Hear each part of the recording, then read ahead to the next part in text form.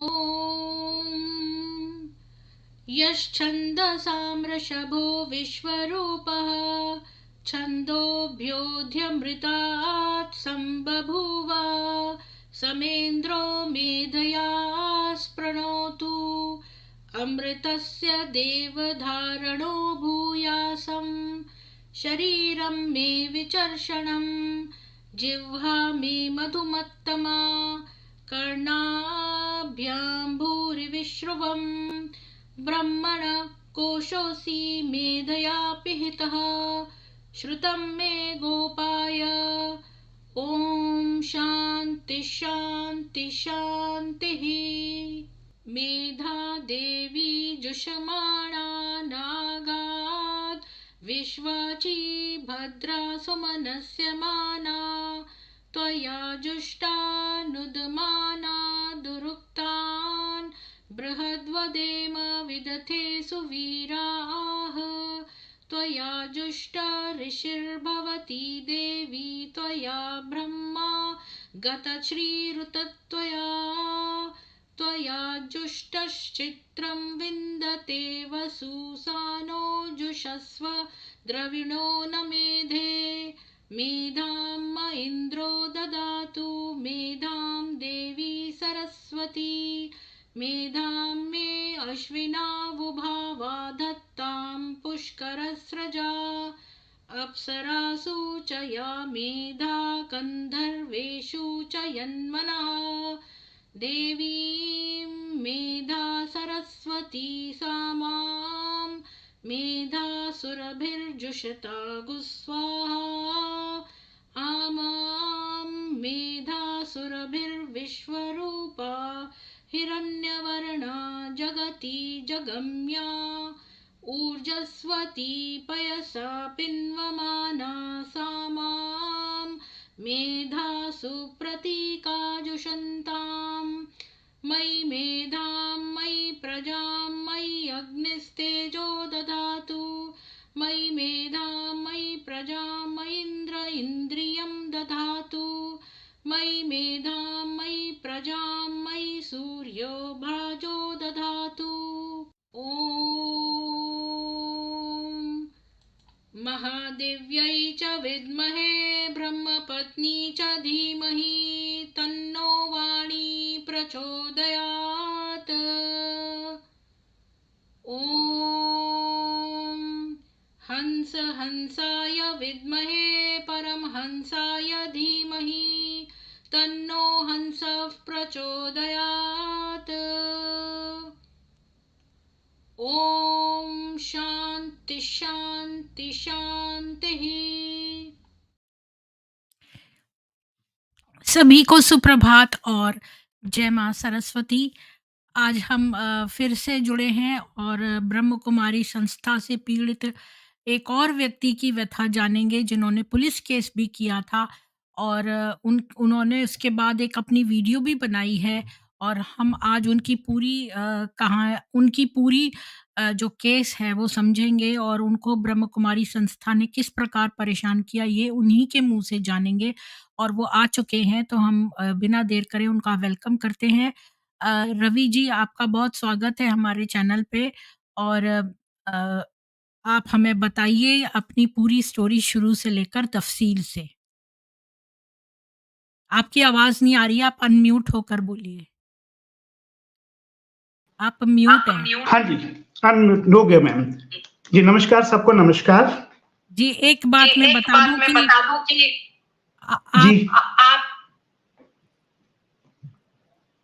आपके अगर और कोई, मैंने 1 मिनट आपको म्यूट किया है क्योंकि वो आपके जो और स्ट्रीम यार्ड के अलावा जो भी आपने खोल रखे हैं यूट्यूब वगैरह उसको बंद कर दीजिए। उसके अलावा सब कुछ, क्योंकि वॉइस बड़ी इको हो रही है। और मुझे दूसरी बात ये कहनी है कि अजीत जी ने मुझे जो है वो अरुण जी ने मेरे को आपका वीडियो का लिंक भेजा है और 2-3 पुलिस केस के कागजात की कॉपी भेजी है, तो आप जब भी कहेंगे तो मैं उनको शो कर दूंगी। अब मैं म्यूट हो रही हूँ और आपको अनम्यूट कर रही हूँ। ओके मैम जी। नमस्कार सबको। मैम, मैं 1984 में दिल्ली में एक प्राइवेट नौकरी करता था। छोटी सी नौकरी थी, 22 साल का था मैं उस समय। तो मैं जिस सड़क से जाता था, रास्ते से जाता था, वहाँ पे एक आश्रम बना हुआ था। देखता तो रोज़ था, एक दिन क्यूरियोसिटी हुई और मैं जाके देखा, तो मुझे कुछ ज्ञान दिया गया। जो 7 दिन का कोर्स होता है, पहले दिन गए तो कुछ बताया गया आत्मा परमात्मा के बारे में और हमें बताया गया कि केवल 7 दिन आइएगा। लेकिन होता क्या है, हर आदमी जाता तो 7 दिन के लिए है, लेकिन बाद में वो ट्रैप होकर रह जाता है। वहाँ हमें युवा थे तो बहुत ज़्यादा धर्म का ज्ञान नहीं था कि शास्त्रों में क्या लिखा है, वेदों में क्या लिखा है। हमें कुछ अजीब सा ही बताया गया जो अब हमें रियलाइज़ होता है और जब मैंने छोड़ दिया था, तब मुझे रियलाइज़ हुआ कि हम गलत रास्ते पे जा रहे हैं। जैसा कि आप सब जानते हैं कि ये कहते हैं कि 5000 वर्ष का चक्र है, सतयुग, त्रेता, द्वापर, कलयुग। सतयुग में 8 जन्म होंगे, त्रेता में 12 जन्म होंगे, द्वापर में 21 जन्म और कलयुग में 42 जन्म। ये थ्योरी, हालांकि कोई नहीं मानता इस थ्योरी को, लेकिन यहाँ पर यही सिखाया जाता है। इसके अतिरिक्त हम जब वहां गए तो जो टीचर्स होती हैं, जो हमें कोर्स कराती हैं, मेंटर होती हैं हमारी मेंटर, तो उसमें हमने नोट किया कि बहुत कुछ अटैचमेंट तो हो जाता है। हम जाते हैं, क्यों जाते हैं? हम तो बैचलर थे उस एज में, हम सब, मेरा तो परिवार के माता पिता से भी दूर रहता था और छोटा सा ही सिंपल लिविंग थी। हम जब वहां जाते हैं तो हमें जो ज्ञान मिलता है, थोड़ा अटैचमेंट, थोड़ा आकर्षण, थोड़ा एक फ्रस्ट्रेशन, जो समाज में परेशानी है, दुख है, परेशानी, बहुत से लोग इसलिए भी जाते थे। मैं खुद इसीलिए भी जाता था क्योंकि मेरा कोई दोस्त वाला नहीं था। वहां जाके कुछ ज्ञान भी सुनते थे, उनकी सेवा भी कर देते थे। हम युवा थे तो हमसे सेवाएं ली जाती थी जो हम कर सकते थे और हम खुशी से करते थे। हम बैचलर्स के साथ एक दिक्कत और होती है, हम घर पे आके खाना बनाना बड़ा मुश्किल महसूस करते हैं। खाना बनाना, रोटियां वोटियां बनाना, तो हमें वहां से खाना भी मिल जाता था। इस लालच में भी हम वहां 2-4 घंटे फालतू रुक जाते थे। लेकिन मैडम धीरे धीरे हमने देखा कि वहां जो अमीर लोग हैं उनके साथ अलग व्यवहार किया जाता है, उनको पैसे की ही पूजा करते हैं लोग, और जो हमारे जैसे साधारण लोग हैं उनको केवल यूज किया जाता है। ये सिर्फ इस चीज को थोड़ा सा और विस्तार से बताइए। क्या बोली? कौन सी बात? कौन सी बात? जी क्या? तो अमीर और गरीब में डिफरेंस। जी जी जी। आपने और पेजेस बंद नहीं करे, मेरी आवाज इको हो रही है। मैंने करे हैं मैम, सारे कर दिए, सारे बंद हैं। ये स्ट्रीम यार्ड खुला है? जी मैम। तो या रूम से तो आ रही है। मैं रूम का दरवाजे खोल दूं? दरवाजे नहीं, दरवाजा बंद रही है। मैं तो म्यूट होने जा रही हूँ, मैं तो बीच में कुछ ही बोलूं। ठीक है जी। वहां पर हमने देखा, क्योंकि जो बड़े लोग हैं ये उनको ही टारगेट करती हैं, ये उनके घर में भी जाके मुरली सुनाती हैं और 2-4 दिन नहीं आती उन्हें फॉलो भी करती हैं। ये देखते हैं कि किसके पास कितना पैसा है। ऐसे कौन से परिवार हैं जिनके बच्चे उनके साथ नहीं रहते, बूढ़े हैं और उनको संपत्ति तो खूब है, या जिनके आगे पीछे कोई नहीं है। इनका टारगेट यही रहता है कि उनको मुट्ठी में करना है, उनको अच्छा ट्रीटमेंट देना है, केयर भी करनी है, उनके घर भी जाना है, फॉलो भी करना है। बाकी जो ऑर्डिनरी है, हम जैसे लोग, उनको इतना केयर नहीं की जाती। 2 दिन आए, 10 दिन आए, आ गया चला गया, कोई फर्क नहीं पड़ता। और ये जैसा कि सबको पता है, बड़े बड़े वीआईपीज को टारगेट करती हैं। क्यों करती हैं वो भी मैं बताता हूँ। वहां से अच्छा 1 मिनट, वो मैं ऐसे कर दूंगी जब मुझे कुछ बोलना होगा। तो मतलब कि आपको कैसे पता चला कि ये अमीरों के साथ डिफरेंट व्यवहार करती हैं और आपके साथ डिफरेंट दूसरों के साथ? अक्सर आश्रम में हम जाते ही हैं, रोज ही जाते थे, रहते ही थे। बाकी लोगों को तो इसलिए पता नहीं चलता क्योंकि वो सुबह मुरली सुनने आएंगे, घंटा 2 घंटे, शाम को आएंगे, दिन में कोई आ जाता है कभी कभी। लेकिन हम तो वहां मोस्टली अंदर भी रहते थे, अंदर मतलब काम भी करते थे और टच में भी थे। और फिर आगे चल के हमें अंदर की कहानियां वहां की किसी बीके सिस्टर ने ही बताई थी, सारी बातें, कि क्यों सिस्टर्स छोड़ के चली जाती हैं। लोगों को पता नहीं चलता, ये नहीं बताते कि वो क्यों छोड़ के गई हैं। सेंटर की जो एडमिनिस्ट्रेटर होती है, चीफ होती है, लेकिन अंदर पता होता है कि वो नाराज होकर गई है, आश्रम छोड़ के चली गई है। ऐसी एक सिस्टर आई थी मॉरिशस से, संगीता नाम था उनका, बहुत अच्छी थी, बहुत डिसेंट। तो कई दिन रही हमारे साथ वो। फिर बताया गया सिस्टर मॉरिशस जा रही है वापस। लेकिन हुआ क्या था, वो वापस नहीं गई थी। उन्होंने वहीं एक विजय नाम का भाई था, साउथ इंडियन, अच्छे इंटेलिजेंट थे, अच्छा जॉब करते थे, उनके साथ शादी करके वो वहीं कहीं दिल्ली में ही रहती थी। लेकिन सेंटर में किसी ने नहीं बताया, लेकिन हमें पता चल गया था जी। और सेकंड पॉइंट और भी है जो थोड़ा सा अजीब लगेगी सबको।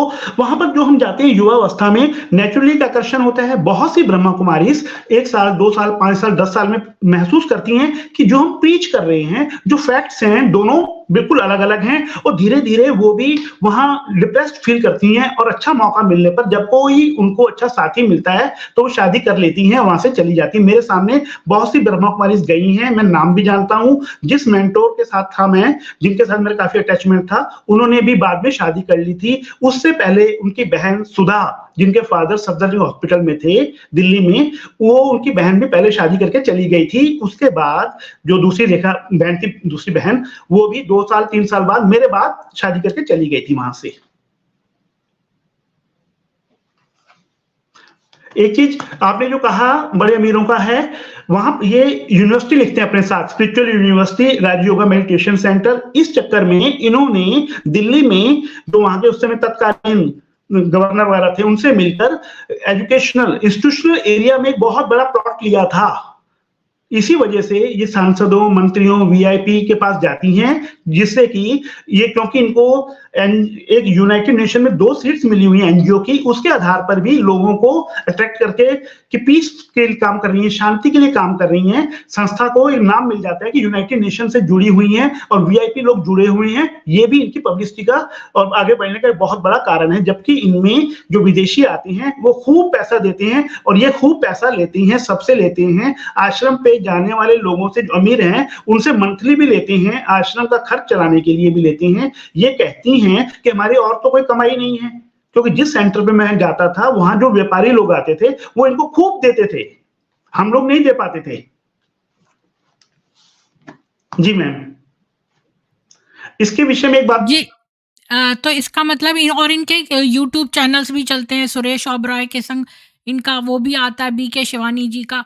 तो इनकी कमाई मतलब बहुत तरह तरीकों से हो रही है। देखिए, फंडिंग भी हो सकती है, जो विदेशी आते हैं, विदेशी बहुत देते हैं, बहुत पैसा देते हैं विदेशी।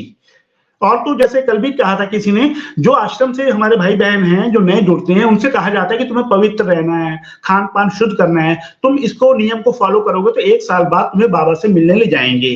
तो फंड उसमें तो छोड़िए, जब 10 लोग जाएंगे तो थोड़ा तो टीचर का खर्चा निकालना ही है, वहां देना भी है बाबा आश्रम में, मधुबन में, और भी खर्चे हैं। लेकिन जो वीआईपी लोग हैं, जैसे चाहे पॉलिटिशियन है या कोई बिजनेसमैन है, उनके लिए रूल नहीं है। वो कहाँ पवित्र रहते हैं? वो आए, इनसे जुड़े, 2 दिन में ले गए उनको, उनकी अवेलेबिलिटी देखे, आपके पास टाइम कब है, मधुबन चलेंगे, क्योंकि उससे इन्हें नेम एंड फेम मिलती है। जो माउंट आबू में हेड है, चीफ है, वो उनकी क्या नाम है, क्रेडिट मिलता है ना, इतने बड़े को लेके आई हैं, इतने वीआईपी को लेके आई हैं, एक नाम बनता है, मार्केटिंग है ये सारी, ये बात है। क्योंकि आप जानते हैं फिल्म स्टार हैं या पॉलिटिशियन हैं, इनका कैरेक्टर क्या है, खान पान क्या है, शराब भी चाहिए, सब कुछ चाहिए इनको। तो ये एक दोगलापन है, बहुत बड़ा दोगलापन है। लेकिन गरीबों के लिए है कि तुम्हें पवित्र रहना है। और इस चक्कर में मैंने वीडियो में जो डाला है, कई घरों में पति पत्नी के बीच में जूते बजते हैं। क्यों? पति ने शादी कर ली, पति तो जा रहा है आश्रम में, पत्नी नहीं जा रही। तो आप जानते हैं शरीर में मानसिक रूप से आदमी की स्थिति क्या होगी। और इसी तरह से पत्नी के साथ भी है, पत्नी जा रही है, पति नहीं जा रहा है, तो उनके तलाक होते हैं, जूते बजते हैं। बहुत हमने सब कुछ देखा है। मैं 5 ही साल रहा हूं, लेकिन बहुत कुछ नोट किया अंदर से। और मेरे साथ तो कुछ खास हादसे ये हुए थे। एक व्यक्ति जो ब्रह्मा बाबा का साथी था, मेरी फोटो भी मेरे पास उनकी, कहोगे तो डाल दूंगा। वो जिन लड़कियों का रेप, यौन शोषण करता था, कई समय करता रहा, बहुत समय करता रहा, उसने मुझे एक बार सारा कुछ खुद बताया था। इससे बड़ी बात क्या बताऊं आपको मैं। जी, तो एक सेकंड, वो मतलब मैंने आपको म्यूट किया है। तो वो आप ये बोल रहे हैं कि शादीशुदा लोगों के लिए ब्रह्म कुमारी संस्था अच्छी नहीं है, उनके डबल स्टैंडर्ड्स हैं, अमीर गंदे लोग जो हैं फंड करते हैं। इधर तो एक तरफ वो कहते हैं कि आप पवित्र बनो, और दूसरी तरफ खुद ही कॉन्ट्राडिक्ट कर रहे हैं और ऐसे लोगों को अपने उसमें शामिल कर रहे हैं। तो लेकिन क्या आप ये कहते हैं कि अगर कोई सिंगल लड़का हो जो उसने ब्रह्मचर्य का पालन करना, उनके लिए अच्छी है ये संस्था क्या, या उनके लिए भी बुरी है? आप जो सच्चाई देखिए, रियलिटीज देखिए, ग्राउंड रियलिटीज देखिए। आज समाज में चारों तरफ क्या है, काम विकार को जीतना क्या इतना आसान है? ब्रह्मचर्य को पालन करना क्या इतना आसान है? ब्रह्मचर्य की परिभाषा पढ़िए, उसमें तो ये लिखा है कि आपको स्त्री का चिंतन भी नहीं करना, फोटो भी नहीं देख सकते। यहाँ तो साथ में रहोगे, क्योंकि जब साथ रहते हैं तो आप क्या, जो भी देखने वाले समझ जाएंगे, आप भी समझ सकती हैं। तो जहां स्त्री है और पुरुष है, वहां क्यों हो रहे हैं अपराध? और हर आश्रम में, हर ब्रह्मकुमारी आश्रम के हर सेंटर में अगर 5 या 6 ब्रह्मकुमारी रहती हैं, 10 30-40 लोग भी आते हैं, वहाँ आपको ऐसे 1-2 केस मिलेंगे और मैं जिस आश्रम में जाता था वहाँ मुझे ऐसे केस पता चले थे और मेरा लड़ाई हुई है, मारपीट हुई है, मैंने मारपीट की है। मैंने कहा कि तुम हम जैसे युवाओं को कहते हो ब्रह्मचारी रहो और अंदर बैठ के तुम ऐसे कर्म कर रहे हो। उसके बाद ही मैंने वो लेटर पुलिस डीसीपी दिल्ली को दिया था, 2090 में दिया था मैंने कि भाई तुम्हारी तो जिंदगी बर्बाद कर रहे हो, 1990 में दिया था। हमारे लिए तो ये नियम है और अंदर बैठ के तुम धर्म के आड़ में ये कर रहे हो, ईश्वर को भी धोखा देते हो, समाज को भी, अपने आप को भी और हमारी जिंदगी बर्बाद कर रहे हो। इस आधार पर मैंने लड़ाई करके आश्रम छोड़ा था।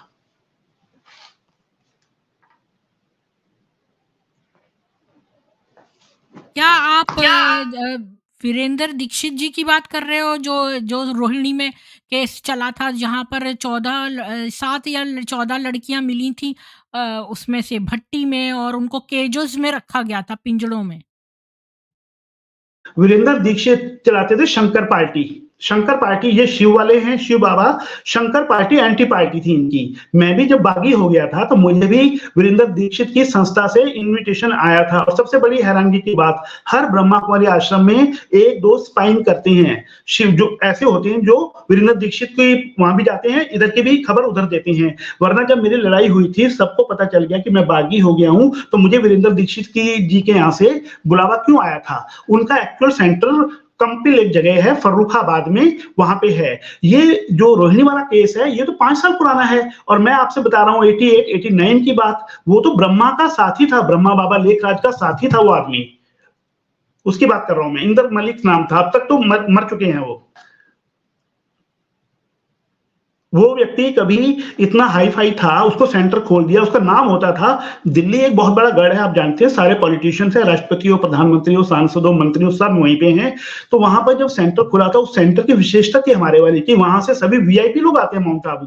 तो जिस आदमी ने वो खोला था सेंटर, वो व्यक्ति को विशेष सम्मान दिया जाता था। फिर उसको जब भी बाहर से आता था, जैसे अमेरिका की मोहिनी बहन आती है, तो पब्लिक को, जो हम आश्रम में जाते थे प्रवचन सुनने, हमें स्पेशल मिलाया जाता था, भैया जी आए हैं, कुछ ज्ञान सुनाएंगे। उस व्यक्ति ने जब इन सब बहुत सी ब्रह्म कुमारियों के साथ यौन शोषण किया तो धीरे धीरे उसको साइडलाइन किया जाने लगा। जब उसको साइडलाइन किया जाने लगा, उसको पहले जैसी इज्जत नहीं मिलती थी। वो जम्मू सेंटर भी चलाता था, वहीं पे सब कुछ करता था।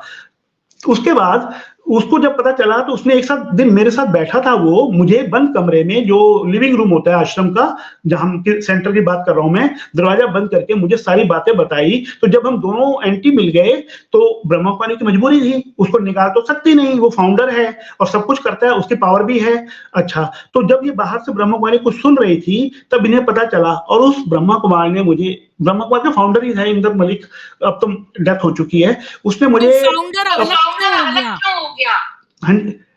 उसको बाद में अलग कर दिया गया। हो सकता है वो बहुत ही ज्यादा, समझ जाइए आप, राक्षस बन गया हो, भस्मासुर बन गया हो वो। जी, ये लोग ना सबसे हैंड वॉशिंग करते हैं।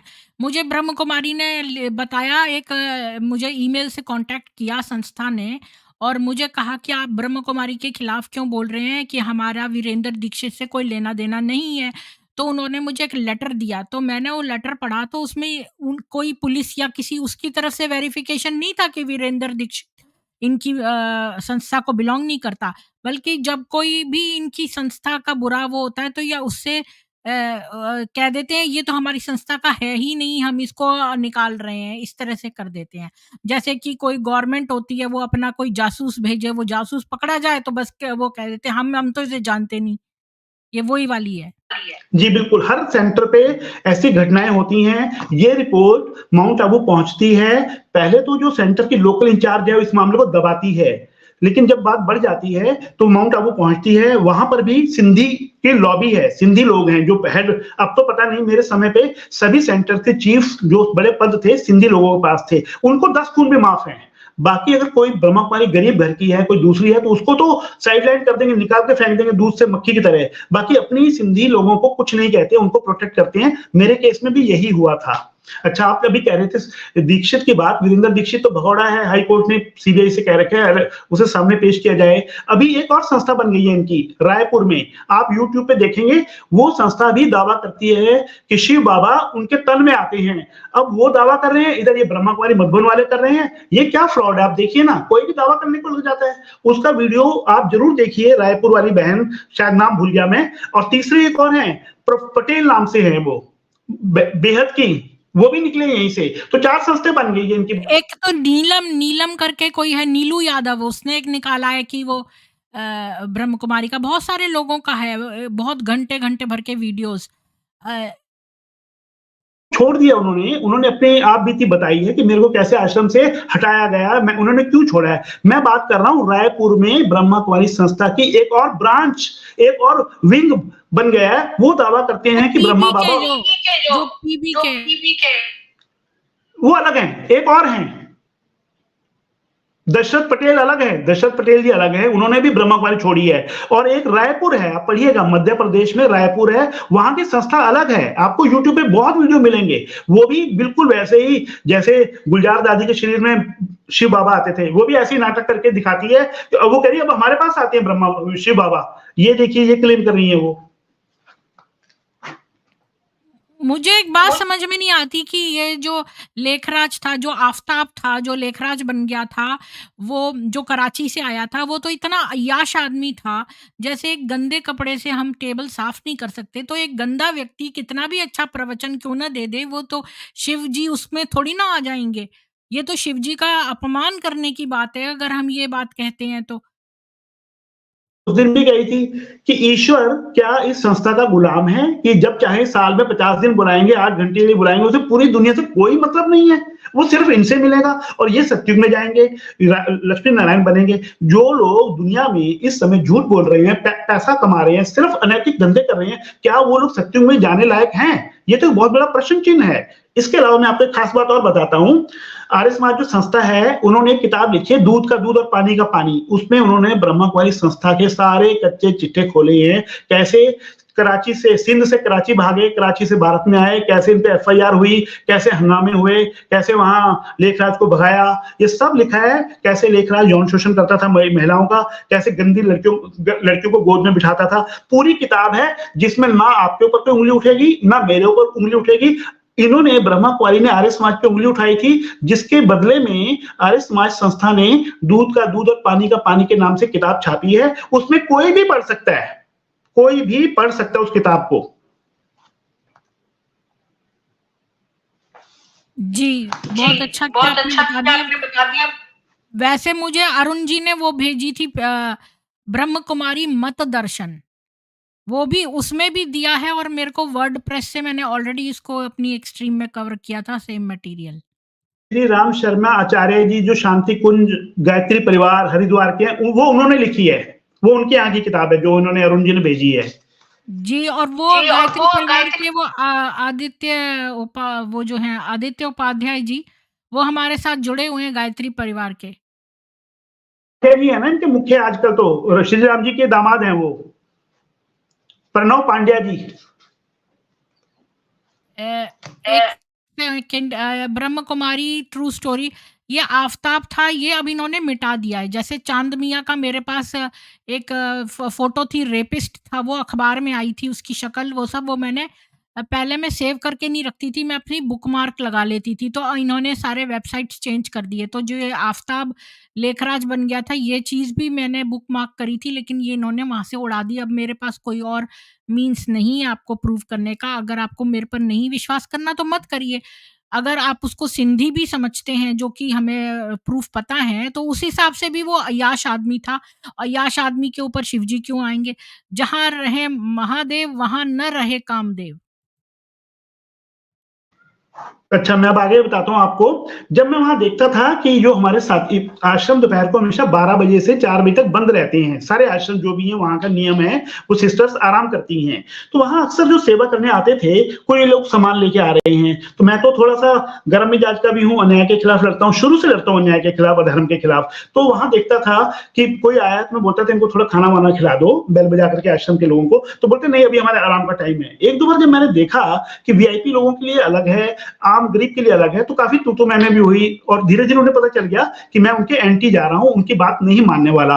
अगर मैं थोड़ा अच्छा होता तो वो वही मुझे आश्रम में रख लेते, लेकिन उन्हें दिख गया कि ये तो बहुत ही हमारे खिलाफ चलने वाला है। धीरे-धीरे बात इतनी बढ़ी, एक बार मैं आपको और बताता हूँ, ये जो मॉर्निंग में योगा करने की बात करते हैं मेडिटेशन, ये भी दिखावा है। मेरे साथ एक बार उस आश्रम की जो चीफ थी, उसकी बेटी और एक दूसरी मेंटोर, ये दोनों सहारनपुर में गए थे, उत्तर प्रदेश में एक जगह है हरिद्वार के पास, वहां गए थे। तो वहां जब हम गए तो फिर कहने लगे कि चलो माउंट ऊपर मंसूरी घूम के आते हैं हिल स्टेशन पे। एक्चुअली क्या था, जो वहां जो चीफ उस ब्रांच का जो फाउंडर था, जिस ब्रांच की बात कर रहा हूँ, दिल्ली की सबसे मेन ब्रांच, तो उसकी जो बेटी थी बहुत ज्यादा पढ़ी लिखी थी। तो तीन ही थे परिवार के सदस्य, वो व्यक्ति, उसकी बेटी और उसकी पत्नी। उसकी बेटी ज्ञान में आना नहीं चाहती थी, लेकिन जबरदस्ती माँ बाप ने ज्ञान में डाल दिया था। वो आईआईटी में पढ़ी हुई है, आप समझ सकते हैं आईआईटी में पढ़ी हुई लड़की क्या ब्रह्मचार्य ब्रह्मा कुमारी में जाएगी। तो जब ये मंसूरी गए, सर्दियों के दिन थे, वो अलग होटल कमरे में रुके थे, मैं अलग कमरे आप में था। आराम-आराम से आप बहुत जल्दी-जल्दी बोल रहे हैं, आप आराम-आराम से बताइए। जी। वो मेरे साथ मंसूरी गए थे घूमने के लिए कि चलो घूम के आते हैं, इतनी दूर आए हैं संस्था के काम। तो आप गए थे, 1 सेकंड, आप गए थे और ये ब्रह्म कुमारी जो संस्था चलाती है वो गई थी मेंटोर, और एक लड़की आईआईटी वाली? मेन थी आईआईटी वाला, तो फाउंडर वो जिसका आश्रम था, जो चीफ थी, उसकी बेटी थी, वो बेटी थी। 3 जने हो गए हम। तो जब सुबह 4 बज गए तो मैंने दूसरे कमरे में था, मैंने कहा भाई उठो योग कर लो, तो हंसने लग गई। मतलब ये था कि दुनिया को दिखाओ कि हम योग करते हैं, योग वो कुछ नहीं था, दिखावा है। गरीब लोग आते हैं दूर-दूर से आश्रम में, लेकिन वहां सब ये भी चलता है। और जो प्रवचन करने वाले बैठते हैं, उनकी वास्तविकता कुछ और है। और आश्रम में जो लड़कियां रहती हैं, उन्हें पता चल जाता है साल 2 साल में कि हम जो प्रीच कर रहे हैं और जो अंदर हमारी मुख्य प्रशासिका है, जो हेड है सेंटर की, उसके व्यवहार में तो जमीन आसमान का फर्क है। वो तो भाई भतीजा बात करती है। जो अच्छे घर की हैं, जो उसकी यस मैन करते हैं, जी हुजूरी करती हैं, उनको तो वीआईपी के साथ मिलाने के लेके जाती हैं। बाकियों को बोलती तुम सब्जी बनाओ, खाना बनाओ, झाड़ू पोछा करो, मुरली सुनाओ जो आ रहे हैं। और जो खास है, उनको कहीं जाना है वीआईपी से मिलने, कहीं भी जाना है बड़े काम के लिए, उनको वहां साथ लेके जाती हैं। ये भी चलता है। इससे भी अंदर जो ब्रह्मा कुमारियां छोटे घरों से आती हैं, उनके मन में बहुत ठेस पहुंचती है। और एक बात और बताता हूं आपसे मैं, बहुत से माँ-बाप जो चलते हैं अपने बच्चियों को केवल इसलिए कि शादी ना करनी पड़े, दहेज ना देना पड़े, इस रास्ता में, इस संस्था में डाल देते हैं। लेकिन यहाँ उनसे दहेज लिया जाता है। मेरे सामने ऐसा होता है। ये आश्रम वाले कहते हैं कि अगर तुम शादी करते बच्चियों की, तब भी तो तुम पैसे देते। उसके बदले में उनसे 5, 10, 20 जो उनकी हैसियत होती है, उससे लेते हैं और माउंट आबू में समर्पित कराया जाता है। समारोह होता है, बहुत बड़ा भोज होता है, एक बहुत बड़ा उत्सव होता है। उससे काफ़ी पैसा खर्च किया जाता है। जी। जबकि ईश्वर को तो पैसों की ज़रूरत ही नहीं है, वो क्या करेंगे पैसों का? तो ये तो अच्छा, ये अपने घर से ही क्यों नहीं प्रवचन करती हैं? क्यों लोग एक संस्था खोलने की क्या ज़रूरत है? सब अब ये यूट्यूब पर भी योग सिखा सकती हैं, मोटिवेशनल वीडियोज़ दे सकती हैं। मैं तो, कितने लोग मेरे यहाँ कमेंट करते हैं कि भई आप क्यों बुरा बुरा बोल रही हैं, ये तो इतनी अच्छी संस्था है, इन्होंने तो बहुत लोगों का जीवन बदल दिया है। तो मैं कहती हूँ कि भई इनके मोटिवेशनल वीडियोज़ आप वैसे ही सुनो, आपको इस कल्ट को जॉइन करने की क्या ज़रूरत है? जी, मैं बताता हूँ। देखिए, जब भी एग्ज़िबिशन लगती थी, आप जानते हैं कहीं भी लगेगी, सर्दियाँ हैं, गर्मियाँ, खुली जगह पे लगती थी। हम लोग जो युवा हैं, हम वहाँ जाकर रात को सोते थे। हमारा काम ही यही था। अच्छा, दूसरा, जब एग्ज़िबिशन में मान लीजिए लगाइए 100-200 लोग आएँगे, 200 या 500 में से केवल 20-25 लोग ही मुश्किल से आश्रम में आते थे, जिन्हें हम लालच देते थे कि केवल 7 दिन का कोर्स है। वो आते थे।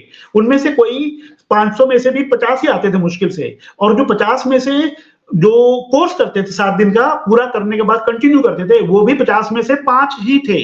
वो भी आगे चल के कई छोड़ देते थे। मतलब हज़ारों में से 5-10 ही फॉलो करते थे, क्योंकि धीरे-धीरे उन सबको लगता था कि जो समाज में हमारा सनातन धर्म है, ये तो उससे सब कुछ उल्टा बता रही हैं। ये तो ये भी कहती हैं कि मनुष्य मनुष्य ही बनेगा और गधा गधा ही बनेगा। उनकी आत्माएँ एक दूसरे शरीर में नहीं जाएँगी। ऐसी बातों से भी लोगों को धीरे-धीरे इनकी संस्था पे शक होता है, नंबर 1। दूसरी बात ये है कि तुम हमेशा दाना डालती हो, चारा डालती हो, बेट डालती हो कि केवल 7 दिन आना है। भाई 7 दिन आने को तुमको छोड़ दो ना। लेकिन नहीं, हर आदमी ट्रैप में फंस जाता है। ये हमारी कमजोरी है, हम सबकी है। क्यों? ये बहुत साइकोलॉजिकल पॉइंट है, समझिएगा। मैं हूँ, आप हैं, हम समाज में रहते हैं। हर आदमी चाहता है कि हमारे अंदर कोई दुःख है, कोई दर्द है, तो सामने वाला सुने। वहाँ भी यही होता है, ये काउंसलिंग होती है हर ब्रह्मा कुमारी को आश्रम में रह करके, जो भी आ रहा है, उसकी नीयत कैसी भी है, नज़र कैसी भी है, उसके साथ बैठ कर के मुरली भी सुनानी है, आधा घंटा बात भी करनी है और मैं भी यही करता था।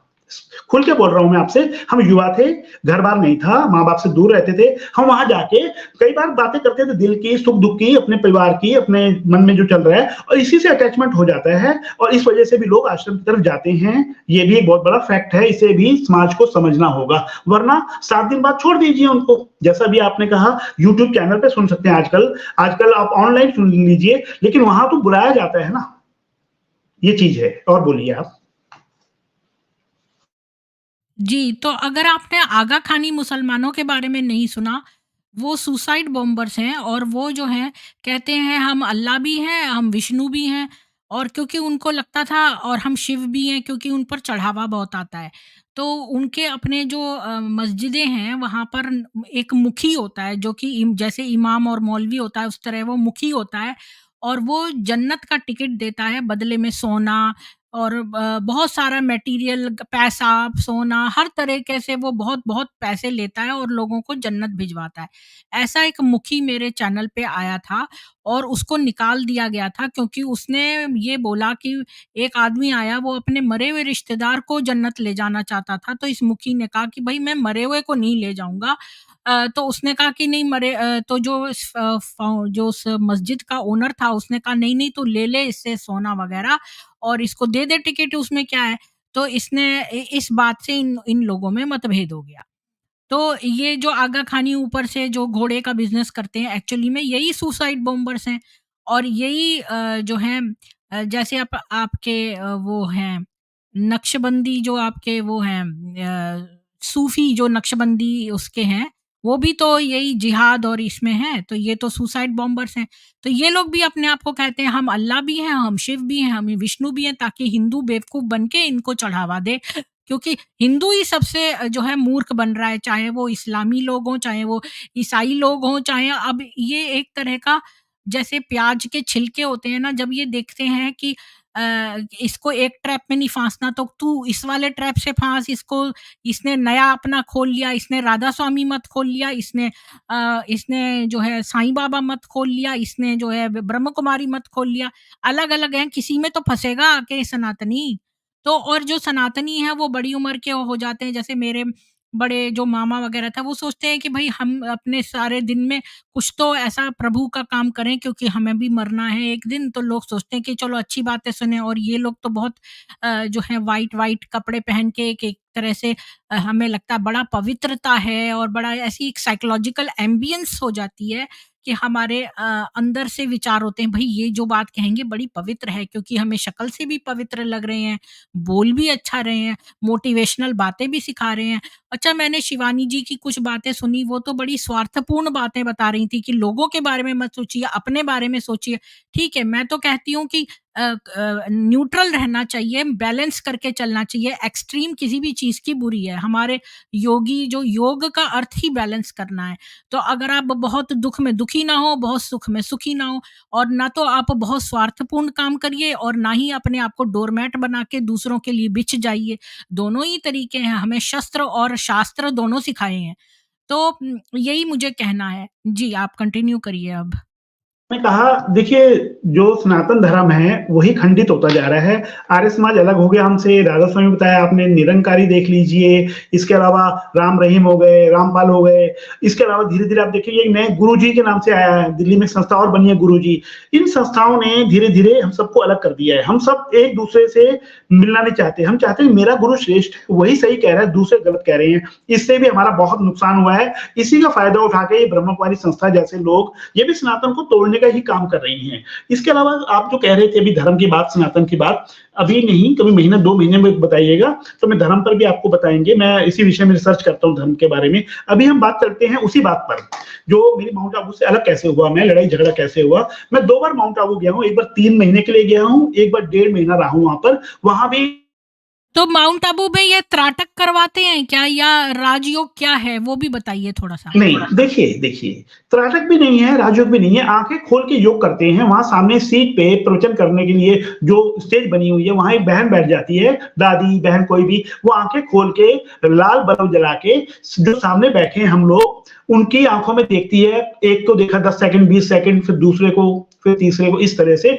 इसे लोग हिप्नोटाइज़ भी कहते हैं, त्राटक भी कहते हैं, लेकिन नहीं, इनका जो सिस्टम है, कुछ भी समझ लीजिए, बस यही मैं कहना चाहता हूँ, यही होता है, सच यही है। जी, क्योंकि हिप्नोटाइज़ कोई तब तक नहीं कर सकता, जब तक कि सामने वाले की मर्ज़ी ना हो। कोई किसी को हिप्नोटाइज़ नहीं कर सकता। जी। जी, वो तो अच्छा। मर्ज़ी वाले जो हिप्नोटाइज़ तो डॉक्टर लोग करते हैं, पर जो तांत्रिक वाले जो लोग होते हैं, तंत्र, वो तो कर सकते हैं। सरेंडर करना पड़ता है, आपको शांत होकर बैठना पड़ेगा, उसकी आँखों में आँखें डालनी है, मन को शांत करना है। अगर कोई आपकी आँखों में देख रहा है और आप अंदर से विल पावर ज़्यादा है, तो आपको हिप्नोटाइज़ नहीं कर पाएगा। रही बात जो डॉक्टर करते हैं, तो विदेशों में तो हिप्नोसिस हिप्नोटाइज़ जो है, एक विद्या है, उसके द्वारा पास्ट में जाकर के क्रिमिनल को भी पूछा जा सकता है क्या-क्या क्राइम किया है, और पास्ट में जाते हैं, पास्ट लाइफ रिग्रेशन भी होता है, पिछले जन्मों को भी जाना जाता है। और वो ब्रह्म कुमारी ये भी करते हैं, पास्ट टाइम मैंने कई यूट्यूब वीडियोज़ देखे हैं, पास्ट लाइफ रिग्रेशन बाय ब्रह्म कुमारीज़। हो सकता है, क्योंकि मैं तो 35 साल पहले की बता रहा हूँ, मैंने 89 में छोड़ दिया था, तो मैं आपको वही बता रहा हूँ। तो ब्रह्मा कुमारी आश्रम में जब माउंट आबू गया, तो वहाँ भी यही देखा मैंने, लोग बड़ी खुशी से जाते हैं, इंडिया के अलग-अलग कॉर्नर से माउंट आबू जा रहा है, 2 महीने रह के आया, 3 महीने रह के आया है, वहाँ भी हम लोग सिर्फ फिजिकल लेबर करते हैं, किसी को कोई काम दे देते हैं, खाना बनाने में, भंडारा करने में, बाँटने में, रूम अलॉट करने में, किसी भी तरह का असिस्ट करने के लिए। अब आपको मैं दिखाता हूँ कि इन लोगों ने मेरे को मारने तक की कोशिश की और क्या हुआ था, वो मैं बताता हूँ आपको। जब मैं बागी हो गया, सेंटर पे सबको पता चल गया, तो जिस दिन मैंने जो बताया कि मेरा लिविंग रूम में वो व्यक्ति जो शोषण करता था, मुझे बातें बता रहा था, उस दिन शाम को मेरी 4 साढ़े 4 बजे की आश्रम एक्सप्रेस ट्रेन माउंट आबू के लिए थी। तो जब इन लोगों ने बाहर से सुना, क्या-क्या कयास लगाया, इन्होंने सिंधी में एक चिट्ठी बनाई, क्योंकि चिट्ठी सिंधी में लिखते हैं। दादियाँ भी सिंधी थी, वो भी सिंधी हैं, और मेरे को दे दी। मुझे क्या पता इसमें क्या है? वो चिट्ठी लेके मैं माउंट आबू गया, उसमें मेरे खिलाफ पता नहीं क्या-क्या लिखा था, तो उन लोगों ने माउंट आबू में मुझे मेन हेडक्वार्टर के आस-पास ना रख के तकरीबन 1 डेढ़ किलोमीटर दूर एक ऐसी आइसोलेटेड जगह जहाँ कोई और नहीं रहता था, जहाँ शाम को 6 बजे के बाद भी रहने में डर लगता था, मुझे ऐसी जगह अलॉट कर दी। क्योंकि चिट्ठी में इन्होंने बहुत कुछ लिख दिया होगा मेरे बारे में। ये मैं उस समय नहीं समझा, लेकिन जब मैं वहाँ 15-20 दिन रह के वापस आया, तो मेरे मन में काफ़ी रोष था। मैं आकर के आश्रम वालों से थोड़ा लड़ा इस बारे में, और धीरे-धीरे बात बढ़ते-बढ़ते जब मुझे पता चल गया कि इन लोगों ने मुझे साइड लाइन करना शुरू कर दिया है, इन्होंने आश्रम में सबको बताना शुरू कर दिया कि ये भाई तो एंटी हो गया, इसको हटाना है, निकालना है। एक दिन तू-तू मैं हुई, लड़ाई भी हुई, मारपीट उनको भी हुई। कैसे पता चला कि आप एंटी हो गए हैं? जब वो मैं लिविंग रूम में मैं बता रहा हूँ, वो जो व्यक्ति जो इनका फाउंडर था, वो मेरे से दिल की बात कर रहा था, दरवाज़ा बंद करके, तो उसने मुझे अपने दिल की सारी बातें करी, वॉमिटिंग करी। ये कमरे के बाहर बैठ के सुन रहे होंगे, इनको आवाज़ आ रही होगी, तब इन्हें पता चल गया, और मैं बागी तो पहले ही हो चुका था, और उसको भी इन्होंने साइडलाइन कर दिया था, जो मेन आदमी था, जिसे कभी वीआईपी बना करके पेश करते थे, भैया जी कह के, तो इनको पता चल गया था, और फिर मेरा व्यवहार भी ऐसा था। मैं गलत चीज़ के खिलाफ लड़ता हूँ, अन्याय के खिलाफ लड़ता हूँ, तो आवाज़ से पता चल जाता है मैं एग्रेसिव हूँ। जब कुछ गलत होता था तो मैंने कहता था कि ये काम गलत हो रहा है, मैं टोक देता था, और लोग नहीं टोकते, मैं हमेशा टोकता हूँ हर एक को। मैं आज 61। आपका कहना ये है कि ये छिपकलियाँ भी होती हैं, मतलब ये छिप-छिप के सुनती हैं। देखिए, शक तो होगा ही होगा कि 2 आदमी अंदर बैठे हैं, दोनों एंटी हैं, क्या बात करते हैं, और 1 डेढ़ घंटे बाद मेरी ट्रेन थी माउंट आबू की, इन्होंने तुरंत चिट्ठी लिखी, मुझे पकड़ा दी और मैं ले गया। मुझे क्या पता था मेरे खिलाफ ही लिख रही हैं ये। अच्छा, आगे की कहानी बताता हूँ। उसके बाद जब बात बढ़ गई, मारपीट हुई, हालाँकि मुझे नहीं मार पाए वो लोग, मेरे घर फिर गुंडे भेजने शुरू कर दिए इन्होंने। मैंने आश्रम जाना कम कर दिया, बंद कर दिया, क्योंकि मेरे को तो वहाँ इग्नोर किया जाता था, एंटी हो गया था, मैं अपने को एलियन समझता था। तो ये लोग मेरे घर आकर के धमकी दे के गए। उन दिनों में माँ-बाप के साथ रहता था। वैसे मैं माँ-बाप के साथ ज़्यादा नहीं, बार-बार घर से बाहर इधर-उधर चला जाता था। तो इन लोगों ने जब भेजे, उसके बाद मुझे एक दिन आश्रम बुलाया। इन्होंने अपनी तरफ से सबको बता दिया होगा कि ये भाई तो लड़ाई करके गया है, मारा है इसने, पीटा है इसने। इन्होंने अपनी तरफ से जो भी कहना था, विश वमन करना था। तो उस दिन भी मुझे सब लोग मिलकर मारने लगे 40-50 लोग, लेकिन मुझे उस दिन भी किसी ने नहीं मारा। ये है सच की ताकत, धर्म की ताकत ये है कि मैं सच के रास्ते पे चलता था, मुझ पे आज तक किसी ने उँगली नहीं उठाई, हाथ नहीं उठाया। अब आगे चलते हैं। हमें थोड़े दिन बाद फिर माउंट आबू बुलाया गया फैसला करने के लिए, मेरे को बुलाया गया। ये बात माउंट आबू में पहुंच चुकी थी कि इस नाम का आदमी भाई उस सेंटर में कुछ खुरापात कर रहा है, और फिर इस वजह से मुझे माउंट आबू फैसले के लिए बुलाया गया था।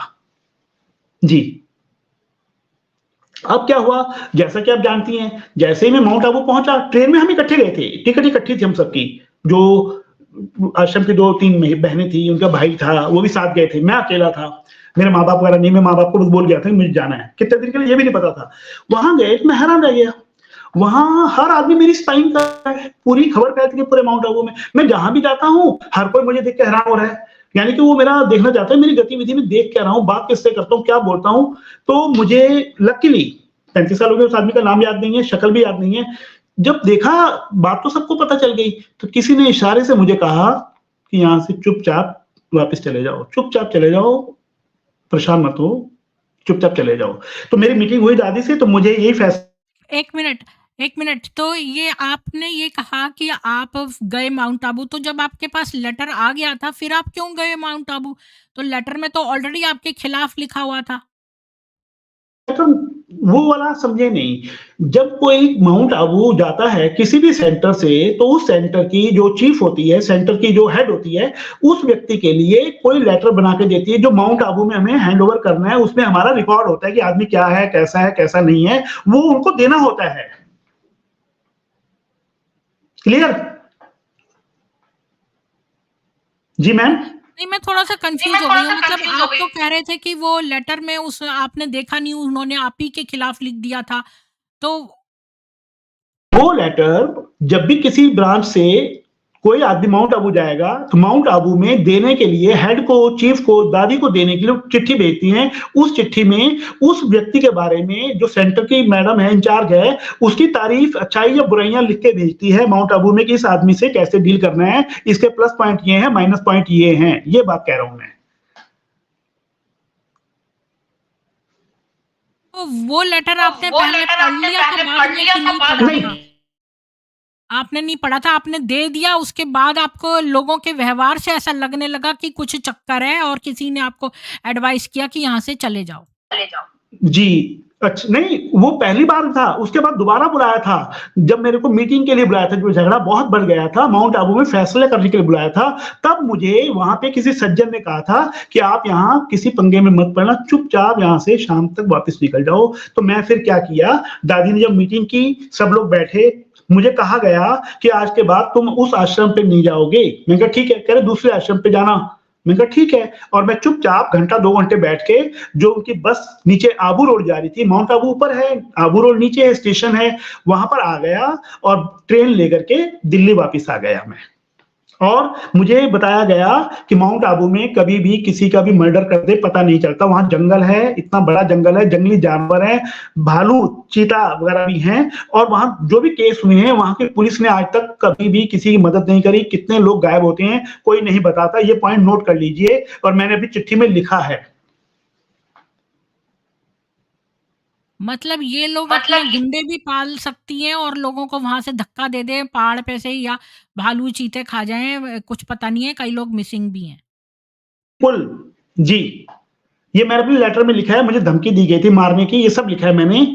और अगर हम पुलिस के पास जाते हैं, मैं एक छोटा-सा सरकारी बाबू था, और ये लोग तो वीआईपी लोगों से है, तो जब भी कोई पुलिस में जाता है, हमारी कोई सुनवाई नहीं होगी। वो लोग अगर उनके आश्रम में आते हैं, तो उनको ये प्रसाद खिलाएँगे, हँस के दिखाएँगे, बातचीत करेंगी, तो हर आदमी सोचता है कि ये तो सही है, ये जो दूसरा आदमी जिसने शिकायत की है, ये एंटी सोशल एलिमेंट हैं, हम अपराधी माने जाते हैं, हमें ही अपराधी माना जाता है। प्रसाद में भी तो ये कुछ मिक्स कर सकते हैं। तो कहते हैं लोग, ऐसा कहते हैं, क्योंकि मैं तो माउंट आबू में रहा हूँ, सबसे मिला हूँ। जो वहाँ 3 थे, सूरज प्रकाश, राम, क्या था वो, टोली बनाने वाला, भंडारा बनाने वाला, एक कर्नाटक का था, एक रामश्लोक था कमरा, सबसे बहुत कुछ जानता था मैं, सबको जानता था, सब मुझे अच्छे से जानते थे। निर्वैर भाई, जो दादा विश्व रतन, जो ब्रह्मा के साथी थे, चंद्रहास, ये सब ओल्ड जितने दादा थे, दादियां थे, सब मुझे अच्छी तरह मानते थे, जानते थे। बाकी बाद में मैं बदनाम हो गया, तो सबकी नजरों में आ गया। ये जो क्या प्रसाद देते हैं वहाँ पर जो लोग पहले जाते हैं राजयोग कराने, तब क्या प्रसाद मिलता है वो? तो वो था जैसे हमारे शक्कर-पारे टाइप नहीं होता? बेसन क्या होता है उसका शक्कर चढ़ा होता है, चीनी, शक्कर-पारे, इस तरह की चीज़ें होती थी वहाँ पे 2-3 तरह की। गुड़ मैं पारे, आपको गुड़ पारे। कुछ हाँ, उस तरह का और 2-3 और तरह के होते थे, मुझे याद नहीं आ रहा है। हाँ, अब और सुनिए, ये जो मुरली है, जिसे मुरली बोलते हैं, जो वाणी होती है, पढ़ते हैं, इनमें बहुत हेर-फेर की जाती है। एक ही एक पे जब मैं गया था, तो कंप्यूटर शुरू हो गया था, वहाँ पे एक प्रफुल्ल भाई थे, वो कंप्यूटर पे पुरानी मुरलियों को एडिट करते थे। पुरानी मुरलियों में जहाँ लिखा था कि 1975 में विनाश होना है, उस लाइन को काटते थे। जो-जो चीज़ें इर्रेलेवेंट थी, असामाजिक मतलब सामयिक नहीं थी, उनको हटा करके दोबारा टाइप किया जाता था। फिर वो वहाँ मधुबन से उस समय, अब तो ईमेल आ गया, ऑनलाइन आ गया, उस समय उनको डाक पोस्ट की जाती थी पूरे इंडिया में अलग-अलग सेंटर में, तो वहाँ वो भी हेर-फेर होती थी। जी।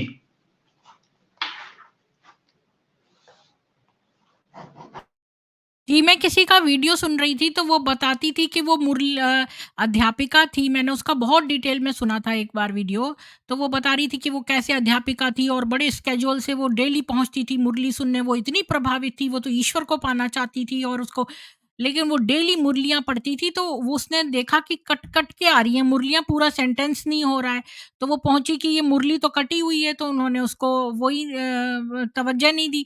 फिर इसने देखा कि जो मुरलियाँ हैं वो भी रिपीटेड हैं, वो वही-वही वाली बात बार-बार बोलते रह रहे हैं, मतलब सेम मुरलियाँ चलाते जा रहे हैं और कम करते जा रहे हैं। पहले जितनी क्वांटिटी थी मुरलियों की, उसमें भी कटौती करते जा रहे हैं। जी। और और पूछिए जो पूछना चाहते हैं मैं बताऊँगा, जो जानता हूँ बता सकता हूँ मैं।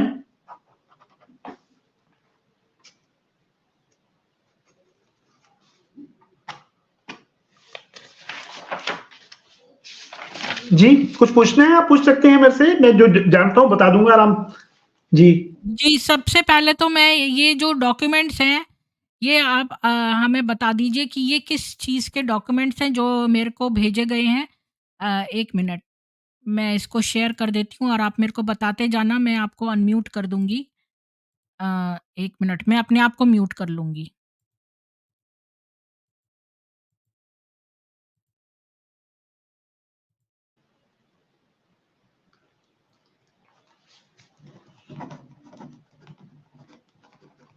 जी, ये 2 पेज का लेटर है जो डीसीपी साउथ दिल्ली को दिया गया था 1990 में। आज 34 साल होने वाले हैं। तो ये उसी कंप्लेंट है कि मेरे पर कैसे हमला किया है, मुझ पे मारने की धमकी दी जा रही है। ये उसके बारे में है। जी। ये लेटर है, वही यहाँ उसी का पे है। BK first Geeta and her daughter Shanti. जी, जी, जी, जी, जी, यही हैं। ये उसी सेंटर की वर इंचार्ज उसकी बेटी रवीन है। अफरसेट विश्वविद्यालय। जी, जी, जी। और ये तीसरा पेज है। नहीं, वही ऊपर-नीचे क्लियर नहीं आ रहा था तो पोर्शन थोड़ा ऊपर का पोर्शन, थोड़ा नीचे का 4 पेज में वही 2 लेटर हैं। रिपीटेड वही है। जी, तो इन्होंने आपके जी। साथ में हाथापाई भी की है? इन नाम लिखे हैं और लोगों के नाम लिखे हैं इसमें। इन्होंने नहीं, इनके जो वो थे पालतू लोग, उन्होंने। उनके हाँ, नाम भी लिखे फर्स्ट हैं। Week of May, Shri Ram Swaroop proprietor Shiv garments, ji, ji, Subhash ji, ji. Market, और सेवानगर, न्यू दिल्ली, धुनीलाल, जी, जी। बड़ी मार्केट, सदर बाजार, हाँ जी, बीके और भी 2 उमा लोगों को खीर। जी।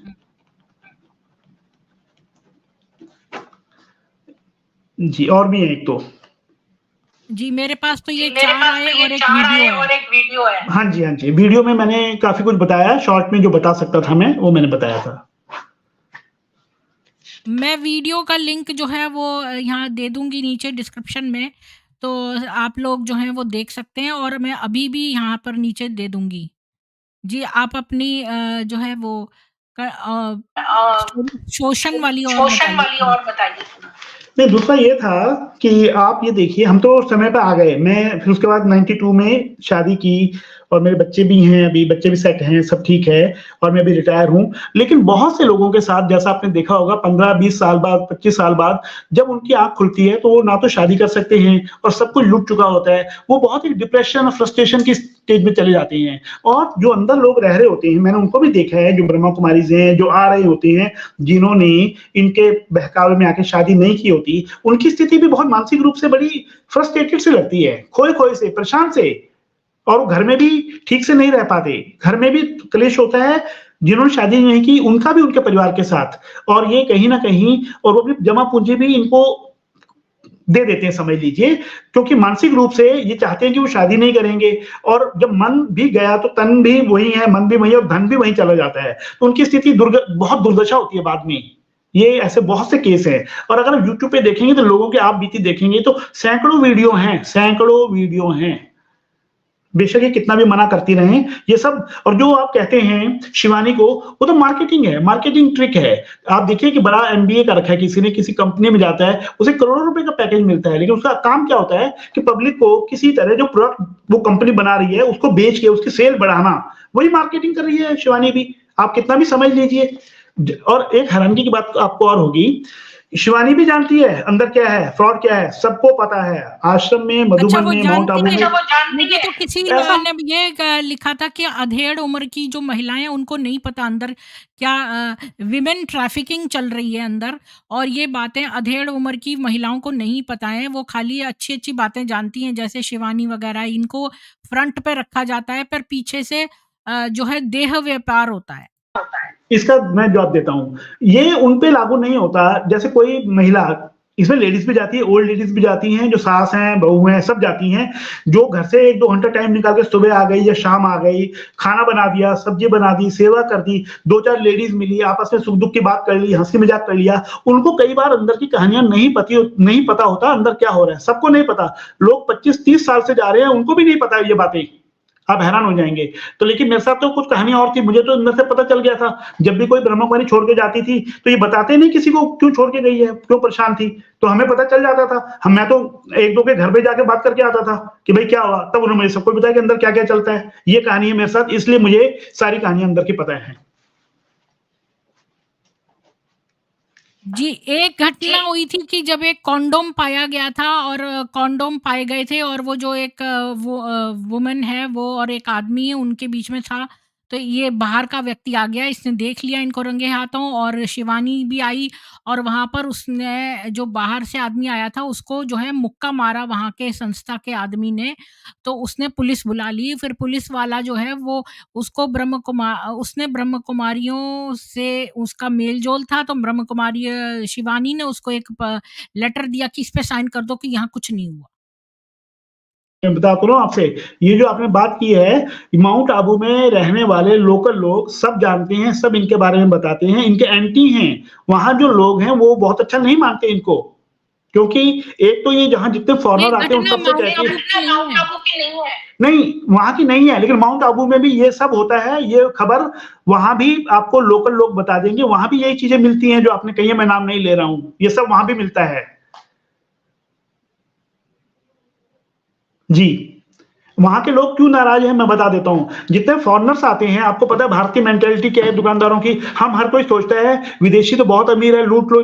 हमारे यहाँ टैक्सी वाला भी लूटता है उनको, गाइड भी लूटते हैं, कंपनी ट्रैवल कंपनी लूटती हैं, सब लूटती हैं। तो वहाँ ब्रह्मा कुमारी संस्था से इंस्ट्रक्शन है कि जो फॉरेनर हैं वो लोकल मार्केट से कोई सामान ना खरीदें। और वहाँ के लोग इन्हें पसंद नहीं करते, लोकल लोग जो हैं, मजबूर हैं, जो जिन्हें मजदूरी करनी है, कुछ काम करना है, वो बात अलग है। वरना वहाँ के लोग इन्हें बहुत अच्छा नहीं मानते और ये बात जो भी आपने कही थी, मैं रिपीट नहीं कर रहा हूँ उस वर्ड को, ये सब वहाँ मिलता है। वहाँ अगर कोई जाके स्टिंग करेगा, लोगों को राय लेगा वहाँ के लोगों की, तो उनके विचार ऐसे ही हैं। प्लस एक पॉइंट और बताता हूँ मैं आपको, माउंट आबू में ही इनका एक आश्रम है, वो है नक्की लेक के पास में। वहाँ 2 गुजराती बहनें हैं, वो इतनी गुंडागर्दी करती थी, वो दादी-वादी को कुछ नहीं समझती थी। वो उसी आश्रम को चलाती थी, रोज़ से अपना खाना मँगाना जो आश्रम से आता था, मतलब गुंडागर्दी करके बागी थी, वो भी चला रही थी, लेकिन दादी-वादी को नहीं मानती थी। ऐसा कई आश्रमों में क्या चल रहा है, लोगों ने कब्ज़ा तो कर लिया आश्रम पर, वो दादी-वादी को ज़्यादा नहीं समझते, क्योंकि वो इनके भेद जानते हैं, वो इनको नचाते हैं, ये उनका कुछ बिगाड़ नहीं सकते, ये भी होता है। मैं उस आश्रम में भी माउंट आबू गया था, वहाँ जी। भी रहा हूँ 15-20 दिन। जी। ये तो आपने ये बहुत तो ही आपने बहुत ही वैसी जानकारी वैसी दी है जानकारी। अंदर की कि जो है लोकल संस्था की जो चलाने वाले हैं, अब उन्होंने अपना बिज़नेस बना लिया है और चूँकि इन लोगों को ओवरऑल फ़ायदा होता है, तो ये लोग भी कुछ नहीं बोलते हैं और इस तरह गुंडागर्दी और सब तरह से धन लूटना हर तरीके से चलता रहे। बिल्कुल, बिल्कुल। जी। तो तो आपकी स्टोरी आपकी फिनिश स्टोरी फिनिश। तो मैं फिर कुछ क्वेश्चंस ले लेती हूँ। तो सबसे पहले मैं इंदिरा जी आपको राम-राम। ममता जी कृपया इस सीरीज़ को जारी रखें, हम समाज को अवेयर करेंगे बिल्कुल। आजकल मैं राधा स्वामी और उसका पढ़ रही हूँ। राजीव यादव जी, जी आपको भी राम-राम। अनमोल पीर जी भी हर हर महादेव। बी ह्यूमन जी आपको भी। भरत इंडिया जी आप और भरतवंश जी भी आप सभी को राम-राम। प्रीत जोशी जी आपको जय सनातन वैदिक हिंदू विश्व। अमित जी आपको राम-राम। कविता चौधरी जी आप इस ब्रह्म कुमारी पर डेली वीडियो बनाएँ। नहीं, मैं हफ्ते में 1 बार संडे बनाऊँगी, पर इस बार मेरे पास 2 लोगों का अचानक से आ गया था, तो मैंने सैटरडे, संडे कर लिया था। नमिता राजपूत जी आपको भी जय श्री राम। सुधांशु जी आपको भी। आप सभी से विनती है कि आज मेरा कम्युनिटी पोस्ट ज़रूर देखिए और मंगलवार को जो है वो तोमर जी के समर्थन में जो है इंद्रलोक मेट्रो स्टेशन पर सब लोग जो है आ जाएँ हनुमान चालीसा का पाठ पढ़ने के लिए। प्लीज़ सपोर्ट करें और सभी लोग वहाँ उपस्थित हों। हिंदू जो अपने आप को हिंदू कहते हैं, कम से कम ये चीज़ अवश्य करें। जब तक हम ज़मीनी तौर पर नहीं करेंगे, तब तक हम इन नर पिशाचों से बदला नहीं कर पाएँगे प्रतिकार और ये लोग बड़ी आसानी से अब ब्रह्म कुमारी खाली हमारा धन लूटती है, पर जो ये नर पिशाच मुसलमान हैं, ये तो हमारे बच्चों के गले काट देंगे। गांधी और लेखराज का मिलता-जुलता चरित्र है, दूसरों के लिए ब्रह्मचर्य और खुद के लिए अय्याशी, बिल्कुल यही। यही मोहम्मद भी करता था, खुद अपने लिए अय्याशी करता था और जब उसका मर्जी आए जो है आयत आ जाती थी। जय माता दी आपको भी हर हर महादेव। पीर का हिंदी भाषा में अर्थ पिशाच होता है। सुमन लता केशरवानी जी जय श्री राम। आप सभी लोग अपने प्रश्न पूछ लीजिए रवि जी से। मजार और दरगाह वाला ही पैटर्न है पूरा, बिल्कुल। वो मजार वाले तो शुद्ध जिहाद वाले हैं। जय माता दी दिनेश कुमार जी। भारत इंडिया कह रहे हैं वो लोग आत्मा रूप में बहन-भाई हैं, शारीरिक रूप से नहीं। अब जिसको आपने भाई कह दिया अपने मुँह से, तो ये कितनी लज्जा की बात है कि आपने भैया को सैयाँ बना लिया, सैयाँ को भैया बना लिया। कितनी बेशर्मी है, मतलब ये चीज़ तो इस्लाम में होती है। इस बारे में इस कुछ बारे में कहना है आपको कहना है आपको रवि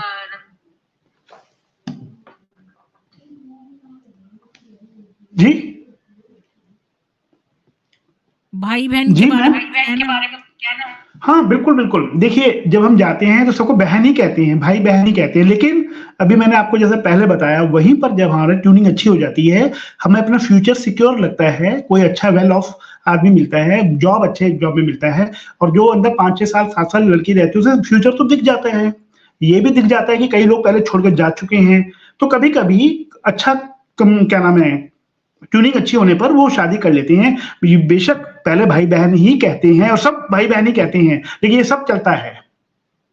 ऑप्शन ही वही है आपके पास। आप उन्हीं से तो करेंगे जहाँ से आपका थोड़ा लिव इन वाली बात है या ट्यूनिंग अच्छी हो गई है, जहाँ आपने एक-दूसरे को जान लिया, परख लिया, पहचान है, पसंद आ गए, तो वही करेंगे ना फिर वो।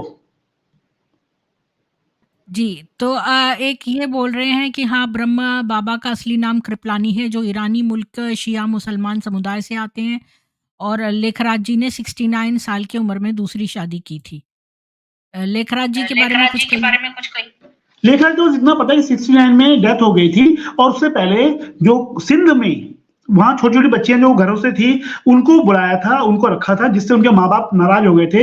एफआईआर हुई थी, कोर्ट केस चला है, वहाँ से इनको भगाया गया, वार्निंग दी गई, मारपीट हुई, वहाँ से फिर इन्हें कराची शिफ्ट हुए, वहाँ भी यही चलता रहा, वहाँ भी एफआईआर हुई थी। तो 47 से पहले फिर ये आबू ओखा ओखा बंदरगाह कराची से आए थे। इसकी सारी कहानी है, सारा ऑलरेडी लिटरेचर मिल जाएगा, किताबों में मिल जाएगा। जो आर्य समाज की किताब है उसमें भी मिलेगा, सब जगह मिल जाएगा आपको। ये तो हिस्ट्री है ना, हिस्ट्री तो मिल जाएगी। ये खुद भी बताएँगे इनकी हिस्ट्री क्या है, कहाँ से आए, कब शुरू हुआ, लेकिन नेगेटिव पॉइंट नहीं बताएँगे। वो आपको अलग लिटरेचर में सारा मिल जाएगा। जी। जी। जी। एक तो आप मेरे को दूध का दूध, पानी का पानी किताब नहीं है मेरे पास, वो भेज दीजिएगा पीडीएफ। ब्रह्मा बाबा मरने के बाद पिशाच योनि में आ गए और इनको प्याज लहसुन से तकलीफ होती है। प्याज लहसुन रजस हैं, तो इस वजह से हमारे वेदों में भी ये लिखा है कि उनको ना खाएँ। इसका मतलब ये नहीं है कि ये लिखा है कि आप बुरे हो जाएँगे, पर ये रिकमेंड किया गया है और स्पेशली ब्राह्मण जो वेद पढ़ते हैं उनके लिए। रूपेश जी जय श्री राम। ब्रह्म कुमारी ट्रू स्टोरी, हाँ, ये आफ़ताब का मैंने आपको बता दिया है। इनका शिव, ब्रह्मा, कृष्णा, गोपी, मुरली, गीता आदि नाम का मज़हब महज़ दुरुपयोग करते हैं। गीता का एक श्लोक भी इन लोगों को नहीं आता। गीता के बारे में कुछ बस ये 2 चीज़ें बोलती हैं बार-बार। एक तो मन-मना भाव, जो गीता में लास्ट में लिखा है कि सब कुछ छोड़ के मेरे पे आ जाओ। वही 3-4 शब्दों का है। तीसरा ये एक बड़ा प्लस पॉइंट देती हैं कि किसी की बुराई नहीं देखनी, किसी और को नहीं देखना। जब आप किसी को कुछ बताओगे ना, तो कहेंगे नहीं-नहीं उसको नहीं देखना। मतलब हम जो कुछ भी कर रही हैं, हमें लिबर्टी है, हमारी तरफ उँगली मत उठाओ, ये इसके कवर में छुप जाता है सब कुछ। गीता के वही 2-3 श्लोक में ही कहा गया, बाकी तो सब इन्होंने अर्थ का अनर्थ कर रखा है। कुरुक्षेत्र है, चाहे चाहे रामायण है, महाभारत है, सबके बारे में अपना-अपना अलग ही गीता है। इन्होंने अपनी गीता अलग बना रखी है। बात ये है कि गीता से तो इनका मेल ही नहीं खाता, क्योंकि गीता में हमारे वेदों में लिखा है कि यातुधानों को नष्ट करना चाहिए।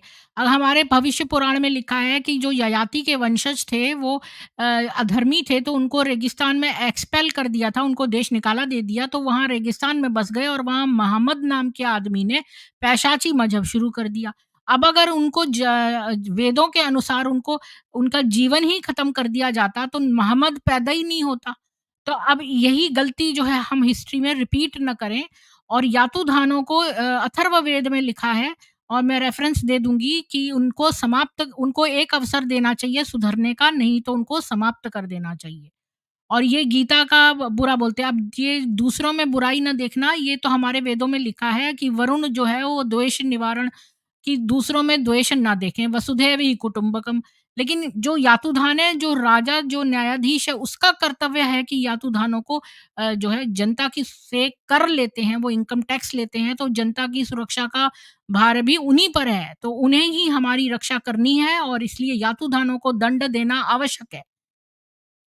और जी, तो आगे चलते हैं। जय श्री राम आपको भी। ब्रह्म कुमारी रायपुर में देवकी मैया पर शिव आते हैं। बोलिए इस पर कुछ? मैंने आपसे ये तो कहा है, यूट्यूब पे बहुत वीडियो है और वो बिल्कुल उसी तरह है जैसे ये मधुबन में कहते थे कि भगवान शिव आते हैं, जैसे विस्परिंग करके बोलते थे ना, विस्पर करता है कोई माइक के सामने, सेम ऐसे ही जान वो जो देव की मैया है, आप उनके वीडियो कभी देखिए, लोगों को देखने चाहिए। अब यहाँ क्लेम दोनों में से एक तो गलत है, या तो माउंट आबू वाले गलत हैं, उनके पास आ रहे हैं, या देवकी वाले गलत हैं, रायपुर वाले। तो कंट्रोवर्सी मैंने आपको बताई थी बीच में, 4 जगह चल रहा है ये। वीरेंद्र दीक्षित तो भाग गया, अंडरग्राउंड है। और चौथा वही प्रहलाद पटेल, वो उन्होंने भी छोड़ा है। उन्होंने अनंत का क्या बोल दिया, अनंत पटेल है और क्या बेहद का परम धाम, पता नहीं क्या क्या। तो ये सब चल रहा है, लेकिन आपको 3-4 साल में कुछ विशेष चमत्कार दिखेगा। मैं आपको अलग से जब धर्म पर बनाएंगे वीडियो तो मैं आपको बताऊंगा।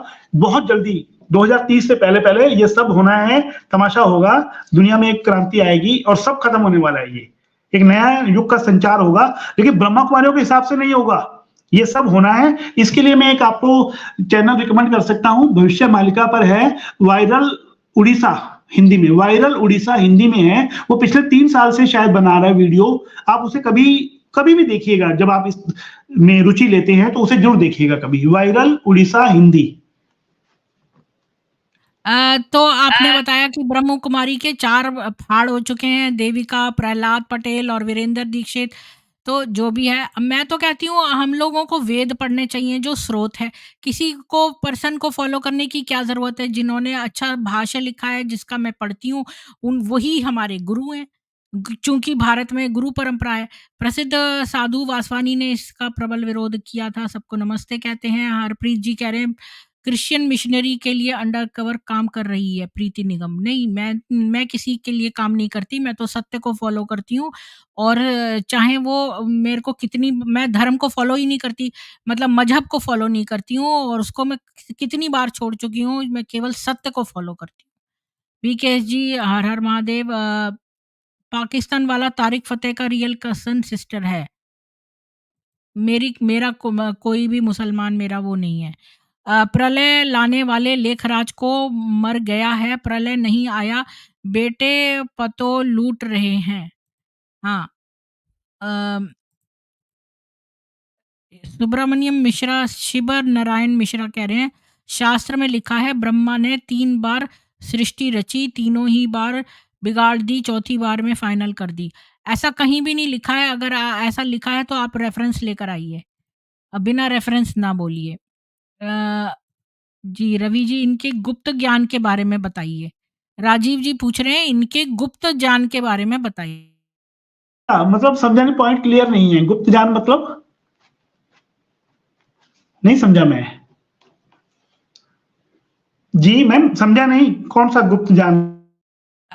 जी, राजीव जी आप और थोड़ा विस्तार से पूछिए अपना क्वेश्चन, क्योंकि इनको नहीं पता जो गुप्त ज्ञान कौन-सा आप बता रहे हैं। मैं तो बस आचार्य परंपरा से आते हैं, उन्हीं को मानता हूँ, सम्मान देता हूँ, बाकी सब फ्रॉड आध्यात्मिक गुरु हैं। अम, अ, धन्यवाद इंद्र जी। बलि प्रथा छोड़ दी तुम लोग, ये तो पता नहीं कौन है, कोई नरपिशाच है, ये भी नरपिशाच है। अ,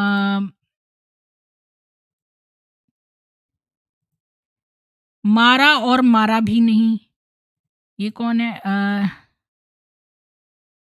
ये तो पता नहीं क्या बोल रहे हैं।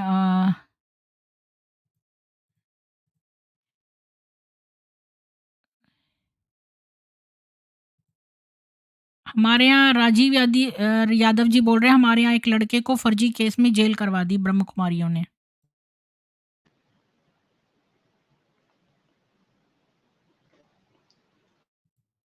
जी, मेरी अनुरोध है कि आप एक मुरली की भाषा शैली देखिए। इस बारे में कुछ इस बारे कहेंगे? में कुछ कहेंगे? किस बारे में? नहीं, देखिए भाषा शैली के वो तो सिंधी में है, जो उस समय जो ब्रह्मा बाबा थे, जो शब्द वो यूज़ करते थे, वही है। आज के लोग अगर मुरली पढ़ेंगे तो आधे शब्द तो समझ नहीं आते, उनका मतलब क्या है? क्योंकि वो वहाँ की डायलेक्ट है, सिंधी भाषा भी है और वहीं जो कोलिक्वल शब्द होते हैं, जो आम बोलचाल में आम आदमी नहीं समझता, मुरली में अभी भी वही चल रहे हैं। जी। काकभूषुंडी जी कह रहे हैं मादक पदार्थ खाने अथवा पीने की चीज में मिलाकर उनका बलात्कार करके वीडियो बना लेते हैं ऐसी जगह पे। अब इसका पूरा पता नहीं है। वीरेंद्र दीक्षित के वहां तो मिली थी लड़कियां, पर बाकी और किसी का पता नहीं है। आशंका ही की जा सकती है। बीके मुरली सर्च करके मेरा अनुरोध है आप एक मुरली की भाषा शैली देखी जाए। ये वही बात लिख रहे हैं। और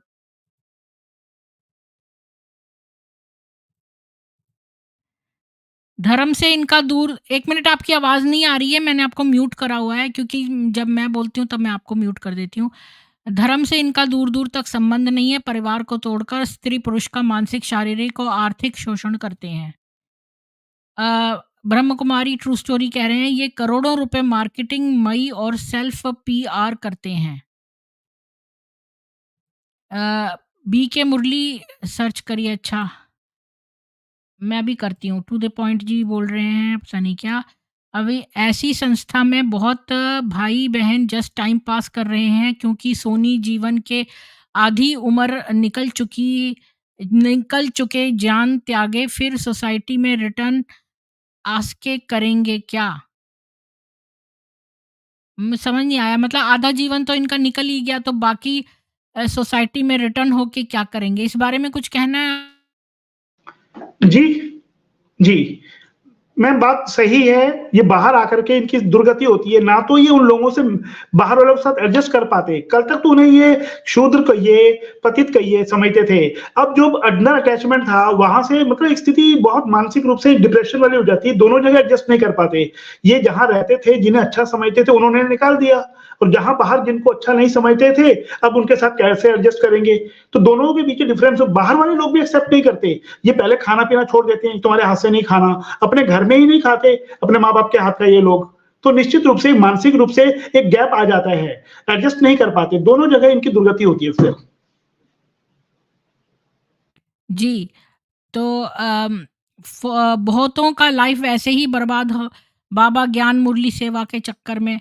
सिंध में इस संस्था को बंद करने का आदेश दिया गया था। चंडीगढ़ में महिला का पैर तोड़ दिया क्योंकि उसने सेंटर पर गलत होते पकड़ लिया। इसके बारे में कुछ पता है? चल रहा है, चंडीगढ़ वाला एक केस है, वो तो कई हियरिंग हो चुकी है, जज फेवर नहीं कर रहा है, जज है ब्रह्मा कुमारी को फेवर कर रहा है, जज वकील उसे, वो लेडीज की वीडियो है यूट्यूब पे बहुत ज्यादा, सेक्टर 43 है, पता नहीं कौन सा है, 2 सेक्टर का है वो आश्रम, और कोर्ट में केस है, वीडियो है, पब्लिक देख सकती है, कोई भी देख सकता है। अभी जाएंगे 24 मार्च की शायद डेट है, अरुण जी शायद चंडीगढ़ जाएंगे उसमें। जानकारी के लिए धन्यवाद। बहुत भाई माता के दिमाग से खेलकर घर ज़मीन हड़प लेते हैं। सबको प्रणाम कह रहे हैं। आश्रम में कई प्लेस में आपस में, ये आश्रम वर्ड यूज़ मत करिए क्योंकि ये आश्रम नहीं है, ये अड्डा बोलिए इसको। ब्रह्म कुमारियों का जो अड्डा है उसमें आपस में लड़ाई झगड़ा भयंकर होता है। क्यों सुसाइड भी कर लेते हैं पर पैसे बल से दबलते। बीके मुरली पर सर्च करिए। अच्छा ठीक है, तो मैं एक मुरली दिखाई देती हूँ, मैंने अभी सर्च करी है। ये है इसकी एक मुरली। ये देखिए, आज त्रिमूर्ति, ये है शिव अवतरण और एक नामी के अवतार। ये बहुत बड़ा है, मैं थोड़ा-सा ही पढ़ूँगी। आज त्रिमूर्ति शिव बाप अपने अति प्यारे-प्यारे, मीठे-मीठे शालिग्राम बच्चों से मिलकर आए हैं। आज के दिन शिव और शालिग्रामों का विशेष दिवस है, तो बाप को बच्चों से मिलकर खुशी हो रही है। बच्चों का बर्थडे बाप मनाने आए हैं और बच्चे कहते हैं कि हम बाप का बर्थडे मनाने आए हैं। बाप को भी खुशी है, बच्चों को भी खुशी है। क्यों? क्योंकि ये बर्थडे सारे कल्प में न्यारा और प्यारा है। सारे कल्प में ऐसा बर्थडे किसी का भी मनाया नहीं जाता। बाप और बच्चों का साथ में एक समय पर बर्थडे हो, यह किसी भी समय व किसी का भी नहीं होता। तो पहले बाप दादा बच्चों को पदम पदम पद्म पदम गुणा मुबारक दे रहे हैं। अब ये देखिए, ये शब्द भी मुबारक जो है ये उर्दू का शब्द है। बच्चों की मुबारक तो अमृत वेले से बहुत बहुत दिल से दिल की मुबारक बाप दादा के पास पहुंच गई। एनीवेज, अब मैं इससे पढ़ा नहीं जा रहा और। तो आगे चलते हैं। मुझे जानती हैं, लास्ट ईयर में फर्स्ट टाइम ब्रह्म कुमारी की नरे स्ट्रीम किया था। जी विजय जी। अ, कॉन्डोम कौन से नकरंगा, तू नन्हा मुन्ना ब्रह्म है बहुत हो जाएगा। क्या बोल रहा है पता नहीं। लेखराज जी की दूसरी शादी के बारे में क्या कहेंगे? ये क्वेश्चन आया आपके लिए अमित जी का, कि लेखराज जी की दूसरी शादी के बारे में आप क्या कहेंगे? सुना नहीं है, इसके बारे में नहीं जानता मैं कुछ भी, नहीं जानता मैं। तो ये तो लिटरेचर में आपको मिल जाएगा। मैं कुछ दिनों में अगले हफ्ते में मैं ये भी करूँगी, शायद इसी हफ्ते कर लूँ, वो जो ब्रह्म कुमारी मत दर्शन किताब है उसको हम पढ़ लेंगे। हस्बैंड एफए में भाई बहन रिश्ता करवा के राखी बंधवाते इदलिया कई फैमिली बाद में बर्बाद होते खुद देखा हूँ। जी, लेखराज एक्चुअली मुस्लिम था, उसको तो बस एन्जॉय करना था शादी करके या ना करके। हाँ, ये तो मुस्लिम तरीका है ही। काजल और कोई तरल पदार्थ सेंटर में माउंट आबू से आता है। इसके बारे में कुछ कहेंगे? काजल के बारे में? नहीं, नहीं, इसके बारे में नहीं पता। मैंने 89 में छोड़ दिया था, उसके बाद की बहुत सी घटनाएँ होंगी, उनके बारे में नहीं पता, क्योंकि अंदर कहाँ घुस सकता है हर आदमी, हर चीज़ नहीं जान सकता।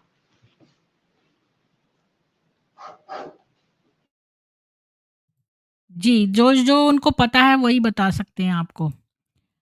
ब्रह्म कुमारी सच, ये तो मैंने देख लिया है। हम तो खाएँगे, मांस भी खाएँगे, पता नहीं क्या-क्या बोल रहे हैं। कॉन्डोम भी यूज़ करते हैं। हाँ, ये चंडीगढ़ का ही मैंने बताया था केस, कि वहाँ पर कॉन्डोम भी मिले थे और जो है हाथापाई भी हुई थी और पुलिस वाले जो हैं ब्रह्म कुमारी का साथ दे रहे थे और शिवानी भी वहाँ मौजूद थी। सार्क डिवीज़न क्या काम करता है? सार्क डिवीज़न, इसके बारे में आपको कुछ पता है? ये 5-6 देश हैं हमारे पड़ोसी, नेपाल भी है, बांग्लादेश भी है, उनका संगठन है, 6-7 देशों का सार्क संगठन है।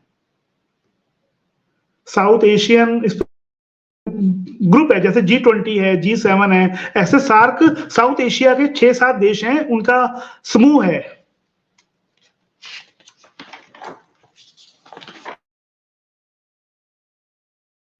इन समरी सनातन से फुर कर देता इनका गीता ज्ञान।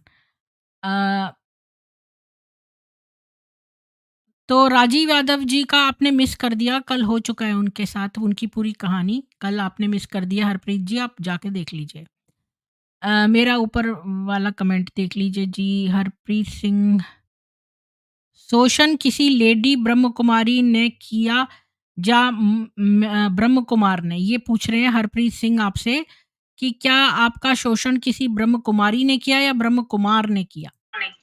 नहीं, मेरा शोषण नहीं, मेरा तो प्रशासन से लड़ाई थी अन्याय के खिलाफ। मैं उन्हें यही कहता था कि तुम हमारा जीवन तो खराब कर रहे हो, हमें कहो ब्रह्मचारी बनो और अंदर तुम गलत काम कर रहे हो। इस बात के लिए कि तुम युवाओं का जीवन खराब कर रहे हो, लोगों को गलत सलाह दे रहे हो, धोखे दे रहे हो, इसलिए लड़ाई हुई थी प्रशासन से। किसी व्यक्ति विशेष से लड़ाई नहीं थी मेरी, ना मेरा कोई शोषण किया किसी ने। तो वो आपने ये उन पर कहा कि वो लोगों को कह रहे हैं ब्रह्मचर्य रखने का, पर खुद नहीं रख रहे हैं, इसका क्या मतलब है? मैंने आपसे इशारे में बता तो दिया, अंदर ऐसे केस थे, सुने थे, पता है मेरे को, इसलिए मैंने कहा कि तुम सबका जीवन खराब करके उन्हें बोलो शादी मत करो और तुम खुद गलत काम कर रहे हो सब लोग अंदर। इसलिए झगड़ा हुआ था, मारपीट हुई थी और मैं माउंट आबू तक गया था मेरा केस जी, तो कंप्रोमाइज करने के लिए। आपने किसी को देखा था वहाँ पर ये कार्य करते हुए? मैंने अभी आपसे बताया कि जो वहाँ का भैया जी थे, उन्होंने कई लड़कियों के साथ ऐसा किया है और वो खुद मेरे साथ बैठ के सारी बात उन्होंने बताई थी और उनकी फोटो भी है मेरे पास। उस समय तो कैमरे नहीं थे, वीडियो नहीं था, नहीं तो मैं रिकॉर्ड भी कर लेता। तो वो सब कुछ था, उसी के बाद तो खेल बिगड़ गया सारा। वो जम्मू का आश्रम चलाते थे और यही करते थे, कई साल तक किया उन्होंने, कई लड़कियों के साथ किया उन्होंने और बस यही है एविडेंस। और क्या चाहिए, मैं आपको बता सकता हूँ। तो आप उनके रिकॉर्डिंग तो नाम होती नहीं। बता दो ताकि हम यहाँ पर सबको बता दें, ताकि जो जम्मू वाले हैं वो ना जाएँ इनकी संस्था में, और कहाँ-कहाँ ये चीज़ चल रही है वो भी बताएँ। इंद्र कुमार, उनका नाम इंद्र कुमार मलिक है, आज नहीं है वो, अब तो डेथ हो चुकी होगी क्योंकि वो 1969 में ब्रह्मा जो लेखराज है उनके साथ थे। दिल्ली का सेंटर की फाउंडेशन ही उन्होंने डाली थी। 69 को यार कितने साल हो गए, 54 साल हो गए हैं इस बात को।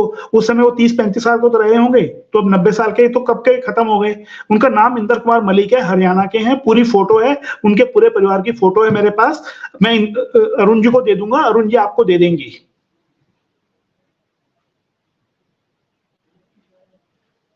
जी मैम।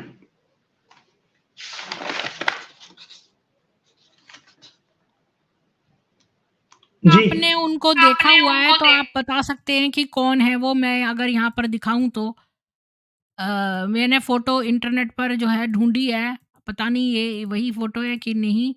ये आप अ, कोई है इनमें से? इंदर कुमार मलिक, ब्रह्म कुमार।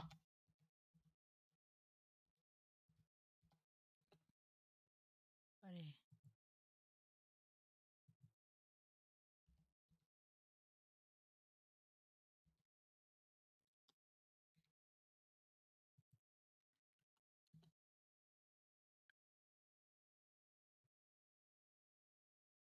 नहीं, यहाँ तो कुछ नहीं आया। ठीक है, आप मेरे को बाद में दे दीजिएगा वो। तो तो मैंने यहाँ तक देख लिया था कि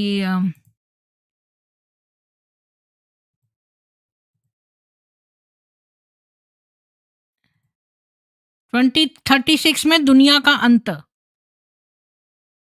ये बताया है ब्रह्म कुमारियों ने। इन्होंने तो बहुत बार प्रलय बताई है पर कभी हुई नहीं उस डेट पर।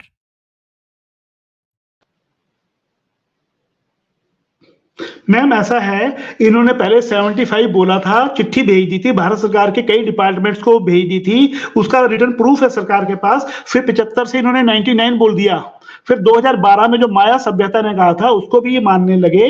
अब 2036 कह रहे हैं, लेकिन ये इनके कहने से नहीं होगा, क्योंकि भविष्य मालिका नाम की एक पुस्तक है जो 600 साल पहले उड़ीसा के 5 संतों ने, जिनको पंच सखा कहते हैं, उन्होंने लिखी थी और उनकी कही हुई बातें सारी सच हो रही हैं। उनका कहना भी यही है कि 2024-25 के बाद से बहुत ज्यादा वर्ल्ड वार की स्थिति बन जाएगी, पूरी दुनिया में प्रलय का आना शुरू हो जाएगा, जल प्रलय होगी, भूकंप है और आपदाएँ आएँगी, खूनी वर्ल्ड वार जैसे रशिया यूक्रेन का चल रहा है, इज़राइल और हमास का चल रहा है फिलिस्तीन का, ऐसे बहुत युद्ध होंगे और 2030-32 तक काफ़ी चेंज हो जाएगा और 40 के आस-पास नया युग शुरू हो जाएगा और भारत में केवल 33 करोड़ लोग बचेंगे और पूरी दुनिया में 64 करोड़ लोग बचेंगे और केवल 111 देश बचेंगे। ये भविष्य मालिका के नाम से आप यूट्यूब पे सर्च कर लीजिए।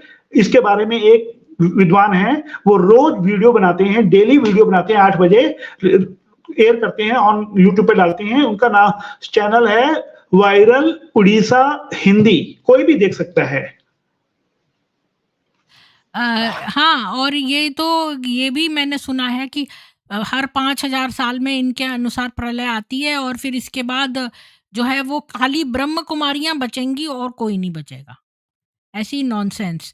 जय सनातन सरोज जी, एससी जी, जय श्री राम, राजीव यादव जी कह रहे हैं तो मैंने देख लिया। ब्रेन वॉश कैसे करते हैं ये क्वेश्चन आया है भरत इंडिया जी का, बोलिए। जी, मैंने आपसे इसके बारे में बता तो दिया कि आज समाज में हर आदमी परेशान है, फ्रस्ट्रेटेड है।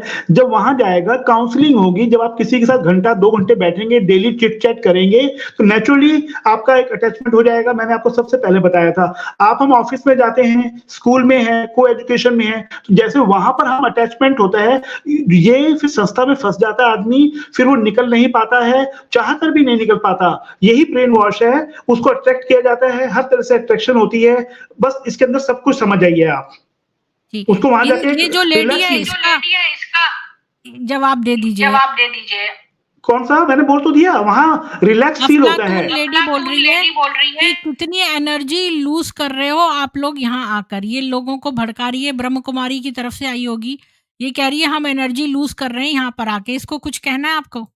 हाँ जी, इनसे ही बोलिए जो हमने कहा है, हम भी ब्लाइंड थे। जब हम गए थे वहाँ पर, हम इनको फॉलो करते थे, हम लोगों को प्रचार करते थे कि ये सही कह रहे हैं। हम तो ये भी सोचते थे कि हमारे माँ-बाप भी घर-बार छोड़ के माउंट आबू चले जाएँ, दुनिया खत्म होने वाली है। ये सबके साथ है, जो वहाँ जुड़ा है, उनकी मानसिक स्थिति वही है। हम बाहर आ गए, इसलिए हम गलत और सही का निर्णय कर पा रहे हैं। जब तक हम वहाँ थे, हम भी यही कहते थे। इनका दोष नहीं है, ये लोग बेचारे हैं, इनके साथ बड़ी दुर्गति हो रही है। धन भी गया इनका, मन भी गया, तन भी गया।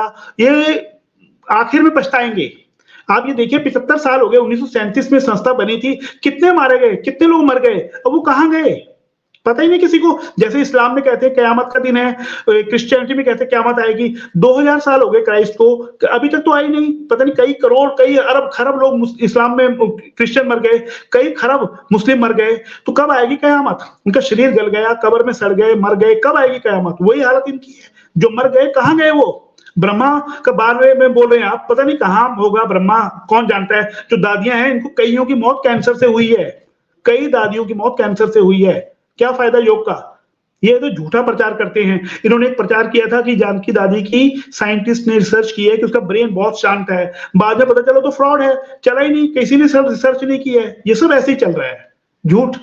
वो जो कह रही है एनर्जी वेस्ट कर रहे हैं, नहीं। हम चाहते हैं, आपके चैनल से लोग जुड़ रहे हैं, यूट्यूब पे वीडियो देख रहे हैं, अगर हम 10 लोगों को भी बचा लेंगे तो ये भी सेवा है हमारी, ये भी समाज सेवा है, धर्म की सेवा है, लोगों का कल्याण कर रहे हैं हम लोग। ने सत्य बोला। और आपको एक जानकारी दे दूं कि इस्लाम में, कुरान में लिखा है कि जो यीशु था उसको ये ईसू बोलते हैं, तो ईसा ईसा बोलते हैं। तो ये लोग ने जो कुरान का अल्लाह है उसने क्या किया कि ईसा की शक्ल का दूसरा आदमी जो था उसको चढ़वा दिया सूली पर और ईसा को बचवा लिया, लोगों को धोखा दिया। तो इस तरह की उल-जलूल बातें ये जो मुँह में आया बोल देते हैं और कुछ भी बोल देते हैं। तो आगे चलते हैं। जितेंद्र जी, आपको भी जय भारत, हर हर महादेव। एससी जी, जैक जी बोल रहे हैं सुरेश ओबरॉय को भी शिवानी का साथ देखता हूँ, क्या ये भी फॉलोअर हैं? इनके सुरेश ओबरॉय जी के बारे में कुछ बोलिए। ये फॉलोअर तो हैं, करते हैं। एक्चुअली आपको मैंने बताया था सबसे पहले, ये फिल्म स्टार्स को जरूर टारगेट कर। आजकल तो एक लड़की है, क्या नाम है वो, समझ गिल है, क्या नाम है, गिल है ना, कोई लड़की है गिल, हीरोइन माही गिल है, माही गिल शायद वही होगी। उसकी भी फोटो देख रहे थे। ये क्या दिखाना चाहती हैं, उनका कैरेक्टर क्या होता है? ये चाहती हैं कुछ वीआईपी जुड़े, जैसे द्रौपदी मुर्मू हैं जो राष्ट्रपति हैं, उनके नाम पर के लोग जुड़े। ये चाहती हैं लोग वीआईपी आएंगे तो इनको पॉपुलैरिटी मिलेगी, इनका मार्केटिंग बढ़ेगी, इसीलिए फ़िल्मी हीरो के पीछे भी जाती हैं। बहुत सबके पीछे, 1-2 के नहीं, जो बॉम्बे में रहती हैं, वो वहाँ जुहू में जाकर के फ़िल्म स्टारों से राखी बाँधते हुए फ़ोटो खिंचवाती हैं, आगे-पीछे जो भी है, जाती हैं उनके त्योहारों पर और उनको इनकी मैगज़ीन थी ज्ञान अमृत, अब तो पता नहीं चल रही है, नहीं चल रही, उसमें प्रचार करती हैं कि इतने बड़े लोग हमसे जुड़े हुए हैं। ये खुद उनके पीछे भागती हैं, क्रेडिट जबकि लेने के वो लिए। लोग तो इतने कैरेक्टरलेस हैं जो इसमें आती हैं, इतनी बेशर्म है ये हीरोइनें कि गंदे इतनी अमीर होने के बावजूद, जैसे करीना भी है, अपने घर से भी अमीर है, शादी भी अमीर घर में हुई है, पर गंदे-गंदे गानों पे ये लोग डांस करती हैं, इनको शर्म भी नहीं आती है। छोटे-छोटे बच्चे जो हैं जिनको शब्दों का अर्थ नहीं पता है, वो कैची ट्यून समझ के उस पर डांस करते हैं। इनको शर्म नहीं आती कि इनको पैसों की कमी नहीं है, ईश्वर ने नहीं दी है, फिर भी ये ऐसे गंदे नाच करती हैं। तो ये क्या ये तो ब्रह्म कुमारियों का बेवकूफ़ीपना है कि इनको ये कोई हमारे आइडियल्स थोड़ी हैं, जो कि उनको दिखा के ये पॉपुलैरिटी ले रही हैं। जी। हुँ। हाँ, मैम इससे बड़ी हैरानगी की बात एक और है, ये सर्वधर्म सम्मेलन करती हैं माउंट आबू में, जिसमें हिंदू भी जाते हैं, हमारे महात्मा जाते हैं, महामंडलेश्वर जाते हैं, मुस्लिम भी जाते हैं, क्रिश्चियंस भी जाते हैं। उनमें से कभी किसी ने नहीं कहा कि 5000 साल का ज्ञान गलत है या ये जो तुमने ब्रह्मा बिठा रखा है कहाँ से आ गया?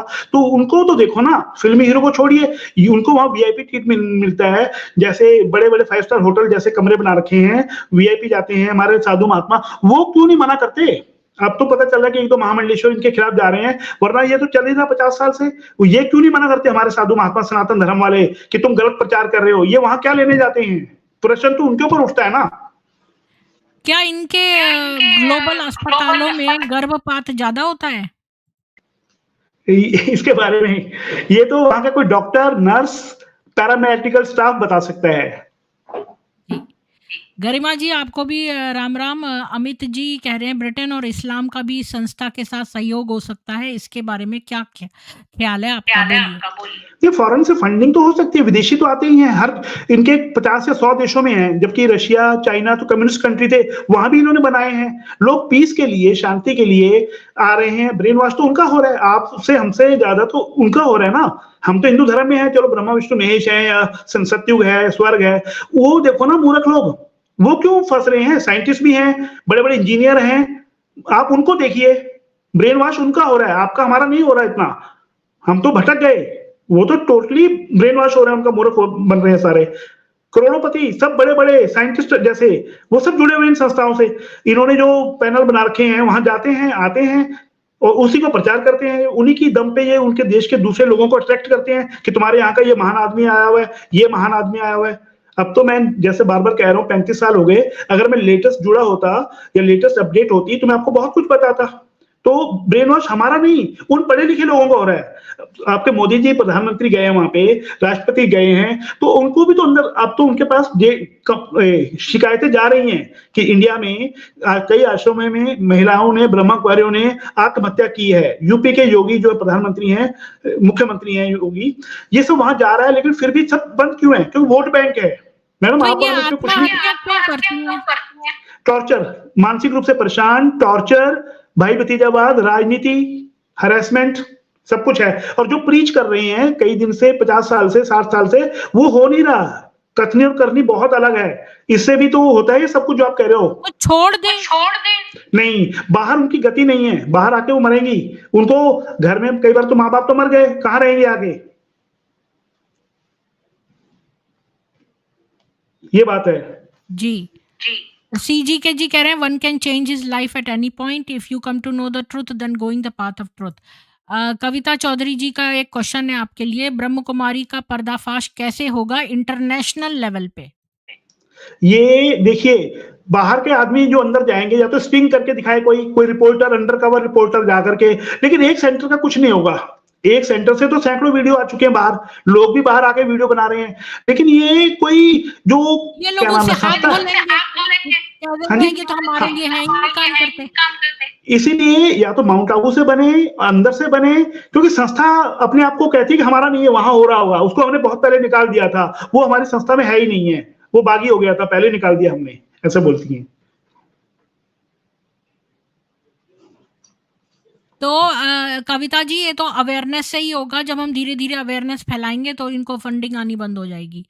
लोगों ने सेंटर हथिया लिया है। शिल्प देवता ने दिल्ली में इनके सेंटर पर कब्जा कर लिया है। शिल्पा देवता ने। शिल्पा देवता? गरिमा जोशी जी, एक ब्रह्म कुमार, एक और ब्रह्म कुमारी। बोलिए। नहीं, मैंने सुना नहीं, शिल्पा देवता वाला नहीं पता मुझे। दिल्ली में 100 से ऊपर सेंटर हैं, 100 से ज़्यादा हैं। क्या जाने हम किसी के बारे में? जब लिंक टूट गया, वहाँ जाना ही बंद कर दिया, तो नहीं कह सकते। हो रहा है, मैंने अभी आपसे क्या कहा था? बहुत से सेंटर पे बहुत से भाई-बहनों ने कब्जे कर लिए हैं। वो कह रहे हैं हम अपना चला रहे हैं। माउंट आबू को नहीं मानते, वो हेड ऑफिस को नहीं मानते, दादियों की नहीं मानते कोई बात। और ये जो हेड ऑफिस है उनके खिलाफ कोई एक्शन नहीं ले सकता। क्यों? वो इनके पोल पट्टी खोल देंगे। जो इनके लूप होल जानते हैं, ये उनके खिलाफ कुछ नहीं कर सकते। वो इनको ब्लैकमेल करते हैं, जैसा मैंने अभी आपको थोड़ी देर पहले बताया है। जो माउंट आबू में आश्रम था नक्की लेक के पास में, वहां 2 गुजराती बहनें थी, वो उनको खूब नचाती थी। मैं भी वहां भी रहा हूं 1 हफ्ता। पुलिस तो अपनी उनकी जेब में है। जो बड़े वीआईपी आ गए ना, पॉलिटिशियंस उनके पास आ गए, तो पुलिस क्या करेगी? सीएम है, पीएम है, राष्ट्रपति है, वहां से फोन आ जाएगा, सब कुछ हो जाएगा। जी। ए- बिल्कुल सही कहा, आश्रमनी अड्डा है। अब कितनी बड़ी संस्था में सब समान कैसे हो सकते हैं? मैं तो कुछ और बोलना चाहता हूँ लेकिन मैं नहीं बोलूँगा। क्यों भई? फर्जी बाबा को भगवान विष्णु से ऊपर मानते हैं ये लोग। मेरी ज़िंदगी ब्रह्म कुमारी वाले अच्छी तरह बर्बाद कर दी है। अनीता कुमारी जी, आप भी आइए, इन लोगों से जुड़िए। जो सक्सेसफुल है उनका इंटरव्यू लो। जब स्टूडेंट फेल होता है तो सिलेबस गलत नहीं होता, टीचर गलत नहीं होता। ये क्या बोल रही है सोना? ये तो ब्रह्म कुमारी की तरफ से लग रही है। जो सक्सेसफुल है उनका इंटरव्यू लो। यानी कि ये सक्सेसफुल नहीं है। रवि जी तो ये बोलने की कोशिश कर रही हैं कि ये तो अनसक्सेसफुल है, हम इनको बुला रहे हैं, सक्सेसफुल वालों को क्यों नहीं बुला रहे? तो आप आ जाओ ना ऊपर। आप सक्सेसफुल हो तो आप आ जाओ। ये तो कह रही है जो अंदर आश्रम में रह रहे हैं, जिनको आनंद आ रहा है, जो एंजॉय कर रहे अड्डा हैं। बोलिए, आश्रम ना बोलिए प्लीज़। हाँ जी, ये केंद्र पर, सेंटर पर, ब्रह्मकुमारी सेंटर बोलते हैं। वहां पे जो लोग एंजॉय कर रहे हैं, जिनको आनंद आ रहा है, जो अभी भी भ्रम में है, उनसे पूछिए, वो अच्छाइयां बताएंगे आपको सारी। कैसे उनको आनंद आ रहा है वो बताएंगे सच्चाई। ये मतलब है इनका। अच्छा, ये भी आपने खूब कहा कि वो क्या किस तरह अय्याशी में लगी हुई हैं, मतलब उनको कैसे मेंटली उनको पफ़ दिया जा रहा है, तो उनको अब लग रहा है कि हम तो बड़े अच्छे पवित्र हैं। ब्रह्म को जिसको गंदे व्यक्ति ने स्टार्ट किया हो, जो एक अय्याश हो, वो कुछ भी बोल दे, उस पर शिव जी आ ही नहीं सकते कभी भी। ब्रह्म कुमारी जैसे संगठन हिंदुओं और जिहादियों से अधिक नुकसान पहुँचा रहे हैं, बिल्कुल। मुरली भी कट करते हैं, सब मुरली भी नहीं समझते हैं। गोडरेज वाणी को कट करके दादा लेखराज अपनी बात डालते हैं। रमीला पटेल जी, आप अभी हमारे साथ जुड़िए प्लीज़। इस ग्रुप व्हाट्सएप का नंबर मैं डिस्क्रिप्शन में दूँगी, इन लोगों के साथ जुड़िए प्लीज़। ब्रह्म कुमारी वाले हमारी ज़िंदगी को अच्छी तरह बर्बाद कर दिया। अनीता जी, आप भी जुड़िए। उत्तर प्रदेश में पिछले 3 महीनों में सेंटर पर हुई 3 हत्याओं के बारे में बताइए। राजीव जी, रवि जी, सॉरी, आप बताइए 3 सेंटर में उत्तर प्रदेश में। एक तो अभी बागपत है, वहां एक कस्बा है कटीरी, वहां जो प्रधान थे पहले, उनकी बेटी शिल्पा की है, 5-6 दिन पहले की डेथ है। आगरा में 2 सगी बहनों ने किया था, वो नवंबर की घटनाएं हैं। Murder, murder. आगरा में आत्महत्या, अच्छा। आगरा में नवंबर की बात है ये। हुँ। ये 3 केस तो अभी लेटेस्ट 3-4 महीने के हैं। और ऐसे बहुत से केस हैं जो नोटिस में नहीं आए, जिनके माँ बाप ने कोई कार्रवाई नहीं की, जिनको बहला फुसला करके शांत कर दिया गया होगा। हर राज्य में ऐसे बहुत से केस हैं, आज से नहीं हो रहे, 50 साल से हो रहा है ये। मैंने भी आपको बताया, तो माउंट आबू में भी खूब होता है। हर सेंटर पे कहीं ना कहीं कुछ ना कुछ काला चल रहा है, और उस सेंटर के हेड को पता है, और ये रिपोर्ट माउंट आबू तक जाती है। रिपोर्ट सब जगह है। माउंट आबू में एक निर्वैर भाई हैं, जिनकी उम्र 80 साल के करीब होगी। उनके ऊपर भी एक मुकदमा चल रहा है संपत्ति हड़पने का, और वो बेल पे हैं, और बहुत पुराने हैं। मैं आपसे कह रहा हूँ 80 साल के हैं, तो उनको वो कम से कम 1965-70 से पहले के हैं, और हो सकता है 1950-55 के हों, 1955 के आसपास के। निर्वैर भाई नाम है उनका। उनके ऊपर मुकदमे चल रहे हैं, संपत्तियों पे कब्जा करने के, आश्रम खाली नहीं करना। दिल्ली में जो सेंटर था जिसकी मैं बात अड्डा कर रहा हूँ, खाली नहीं करना। सेंटर, हाँ जी। अच्छा, दिल्ली में जो सेंटर पे मैं जाता था, वो वीआईपी जगह थी। वो सेंटर आज की डेट में वो मालिक था, जर्मन में रहता था। वो ये वहाँ 20 साल रहे हैं तकरीबन। 1988 या 89 में खाली करने के लिए कहा था। इन्होंने उससे कई लाख रुपए लिए थे उस समय, क्योंकि उसकी वैल्यू बहुत ज़्यादा है, आज 50 करोड़ का है वो कम से कम। उसके बाद इन्होंने इंस्टीट्यूशनल एरिया में पॉलिटिकल लिंक से एक ज़मीन ली थी बहुत बड़ी। ये मेरे सामने की बात है। सेंटर खाली करने के लिए पैसे लिए थे इन्होंने, कई लाख, लेकिन बताया नहीं किसी को। जी। जी। आप ना अपना लैपटॉप थोड़ा नीचे कर दीजिए। हाँ, अब जी। सही है ज़्यादा। जी। अ, इतनी संख्या में ब्रह्म कुमारी समर्पित क्यों होती हैं? छोड़ भी रही हैं। आपको ये पता है, आप इनसे पूछिए कितनी ब्रह्मकुमारी संस्थाएँ छोड़ के गई हैं। वो डाटा लाइए इनसे, और कितने लोग छोड़ के गए हैं। मैंने अभी आपसे क्या कहा था कि जब प्रदर्शनी होती है, अगर 500 आदमी आते हैं, 500 में से 10-15 ही इनके आश्रम में 7 दिन का कोर्स करने आते हैं, और उनमें से भी कोई महीने बाद, 2 महीने बाद, 6 महीने बाद इनकी हरकतें देख के छूट जाता है। अब तक अगर 10 करोड़ लोग आए होंगे ज्ञान लेने, तब जाके कहीं 5 लाख, 10 लाख लोग टिके होंगे मुश्किल से। कभी भी छोड़ सकता है कोई भी। जी, कविता जी, आप थोड़ा छोड़ने वालों के ऊपर भी ध्यान दीजिए। इंदिरा जी सबको नमस्ते कहते हैं। मैं ब्रह्म कुमारी में 10 साल तक रही हूँ। अनीता जी बोल रही हैं 10 साल तक ये ब्रह्म कुमारी संस्था में रही। ऐसा कोई बात नहीं है, जैसे कि कोई काजल बादल की कोई बात नहीं होती है। काजल काजल बदल की कोई बात नहीं होती है। अनीता कुमारी जी, आप ऊपर आके जॉइन करिए, मैं आपको लिंक दे दूँगी। मैडम, इसमें सबको मूर्ख बनाया जाता है, क्योंकि जहाँ हम कर रहे हैं वहाँ भी इसकी क्लास चलता है, और हर शुक्रवार को बस लेडीज़ को मूर्ख बनते हुए देखा है, घर में क्लेश देखा है।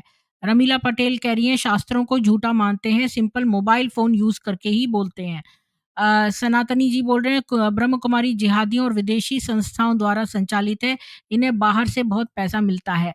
Brain wash person Indira ji बोल रहे हैं। रमीला जी कह रही हैं परम शांति बापूजी दशरथ भाई पटेल यूट्यूब में स्पिरिचुअल पॉडकास्ट विद अनंत पटेल में मीना बहन जी मिश्रा जी का 3 वीडियो जरूर सुनना। अच्छा, please announce to come forward people suffer due to Brahma Kumari जी। गरिमा जोशी जी कह रही हैं कोई भी ब्रह्म कुमारी ब्रह्मचर्य का पालन नहीं करते। पता नहीं, कुछ मूर्ख करती होंगी। रमीला पटेल, वो पटेल भी फ्रॉड है।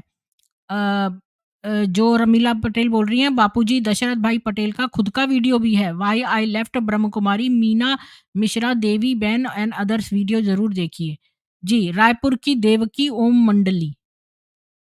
जी, सनातनी जी कह रहे हैं ब्रह्म कुमारी हिंदुओं को अविवाहित रहने के लिए कहते हैं, और विवाहितों को भी दूर कर देते हैं। ये हिंदुओं की संख्या कम करने का षड्यंत्र भी है। हो सकता है। जय सनातन धर्म। देखिए, हमारे वेदों में लिखा है ब्रह्मचर्य का पालन करना है 25 वर्ष, और इसके बाद जब आपकी गृहस्थ हो जाता है तो आपको एक उत्तम संतान पैदा करना एक यज्ञ है, एक गृहस्थ यज्ञ है।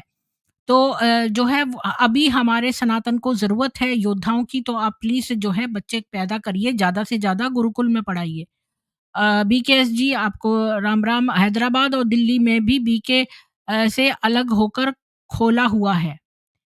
जी, अ, बीके 10 फ़ाद हो चुके हैं। जय श्री राम ऐसी जी। ब्रह्म कुमारी का बाबा फर्जी है, मोमो से अच्छा है। अरे! मोमो से अच्छा है, हाँ, मोमो तो बहुत बुरा था। पति और पत्नी को भाई-बहन की तरह रहना चाहिए, इसी तरह की सलाह गांधी भी दिया करते थे। भाई-बहन की तरह क्यों? ऐसे ही बोलो कि ब्रह्मचर्य में रहें। भाई-बहन की बात, एक बार किसी को आप भाई या बहन बोल देते हैं, तो उस शब्द की भावनाएँ उसके साथ अटैच्ड हैं।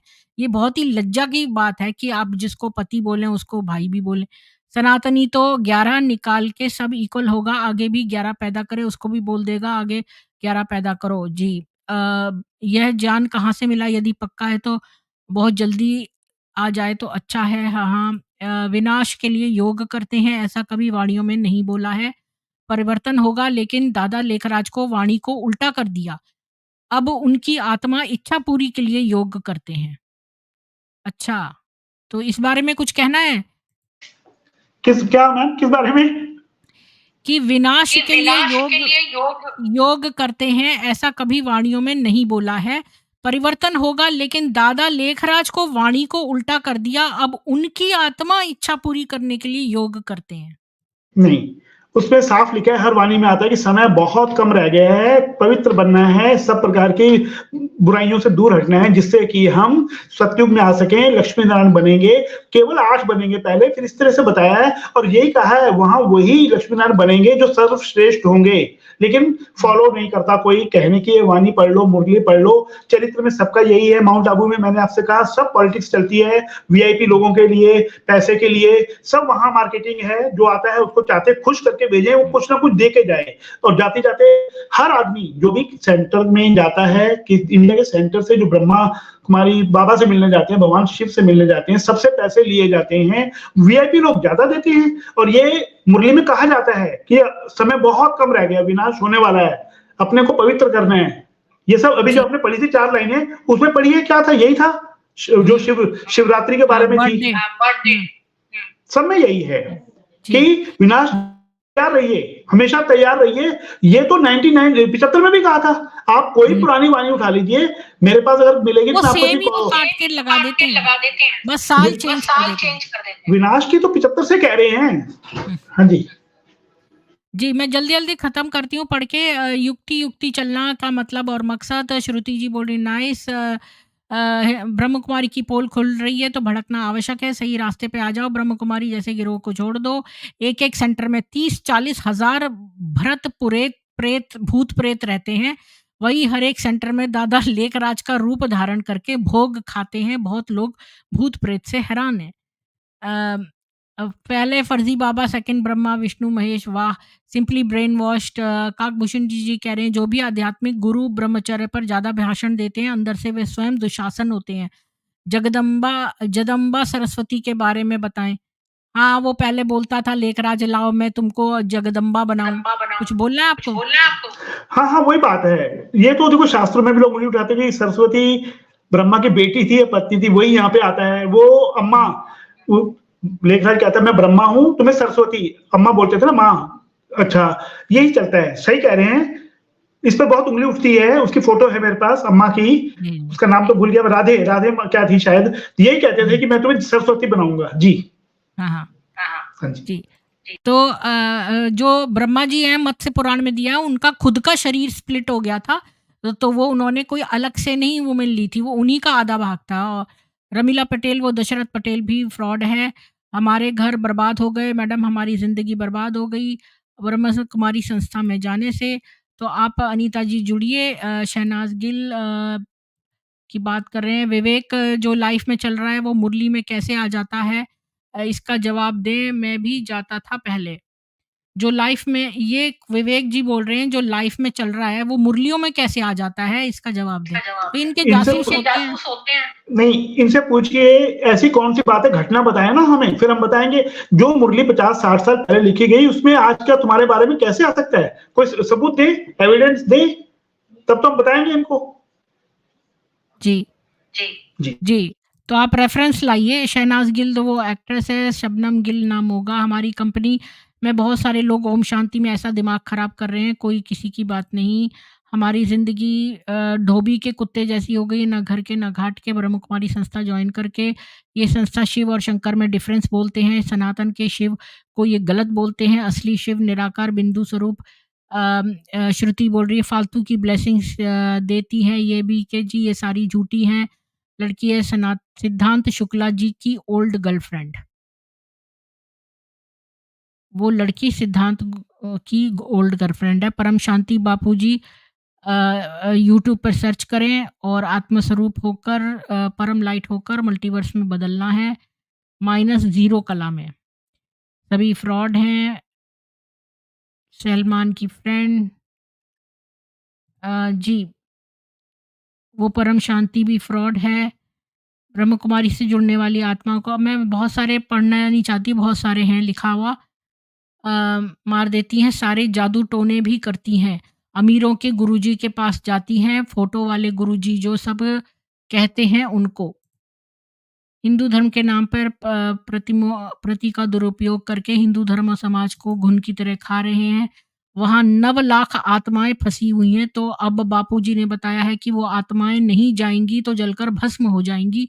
परिवर्तन तो होगा ज़रूर, परम शांति के वाइब्रेंस वाइब्रेंस फैलाकर वायुमंडल बदल रहे हैं, बहुत पुरुषार्थ कर रहे हैं। बेचारी लड़कियाँ गॉड ब्लेस दोज़ बेहद की आत्मा, ये बेहद की आत्मा क्या है? क्या है? ये वही दशरथ पटेल जी के लिए कह रही होंगी ये, दशरथ भाई पटेल, उनका भी वीडियो है, वो भी ब्रह्मा कुमारी छोड़ी थी, उन्होंने ही आश्रम में बना why I left Brahma Kumari, उनका बेटा अनंत पटेल है, वही उनके वीडियो बनाता है, जैसे आप बना रहे हैं, वो भी वीडियो बना के डालते हैं यूट्यूब पे, बहुत से हैं उनके भी। वो भी इसी संस्था से निकले हैं। हुँ। जी, जी, तो तो आपका आपका बहुत-बहुत बहुत-बहुत धन्यवाद। धन्यवाद। मैं 1 मिनट इस यहाँ लास्ट तक ले जाती हूँ ये जी, आपका बहुत-बहुत धन्यवाद हमको इतने अंदर के बारे में बताने का और सब लोगों की आँखें खोलने का। प्लीज़ जितने भी लोग सुन रहे हैं इसको शेयर करिए। शेयर करिए। आप सबका धन्यवाद, आपने समय दिया और मेरे विचारों को सुना, धन्यवाद आपका। जी, नमस्कार, सबको अनीता नमस्कार। कुमारी जी और दूसरी जो एक और है रमीला पटेल जी, आप लोग भी इन लोगों के साथ जुड़िए, मैं आपको इनके कॉन्टैक्ट्स दे दूँगी।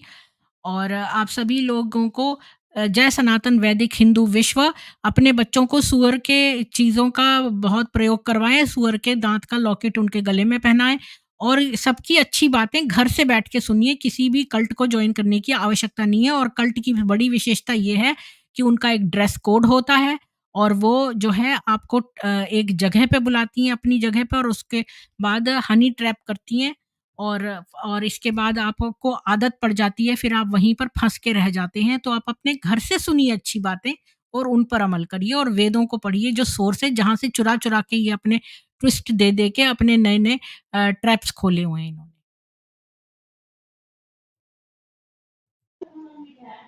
जी, आप कुछ कह जी, रहे हैं आप कुछ चाहते कह रहे हैं साहब? नहीं, हो गया, डन, थैंक यू, हैं? जी, शुक्रिया। जी, जी। तो आप सभी लोगों को जो है जय सनातन वैदिक हिंदू विश्व इस वीडियो को ज़्यादा से ज़्यादा शेयर करिए ताकि बहुत लोगों के जो है आँखें खुलें और वो इनको फंड करना बंद करें, इनके ट्रैप में फँसना बंद करें। अपने घर से मोटिवेशनल चीज़ें सुनिए, उनको मानिए, पर किसी भी चीज़ की एक्सट्रीम स्वार्थ की बातें ये लोग बताती हैं, वो उसमें जाने की आपको ज़रूरत नहीं है। हम लोग दिल से अच्छे हैं, इसीलिए हम दूसरों के बारे में सोचते हैं और ये इनके कई वीडियोज़ मैंने देखे हैं, ये दूसरों को कहती हैं कि उनके बारे में नहीं, अपने बारे में सोचो हर वक़्त। तो हर चीज़ के बीच में बीच का मध्य मार्ग अपनाइए और जो है अपने लोगों के लिए आप लोक कल्याण के लिए आए हैं। ये शरीर जो है ये ईश्वर ने दिया है। हमें इसका मैक्सिमम यूज़ जो है लोक कल्याण में करना है। तो इससे भ्रमित मत होइए और वेदों को पढ़िए। जय सनातन वैदिक हिंदू विश्व, कल फिर मिलेंगे सामवेद में। राम, राम।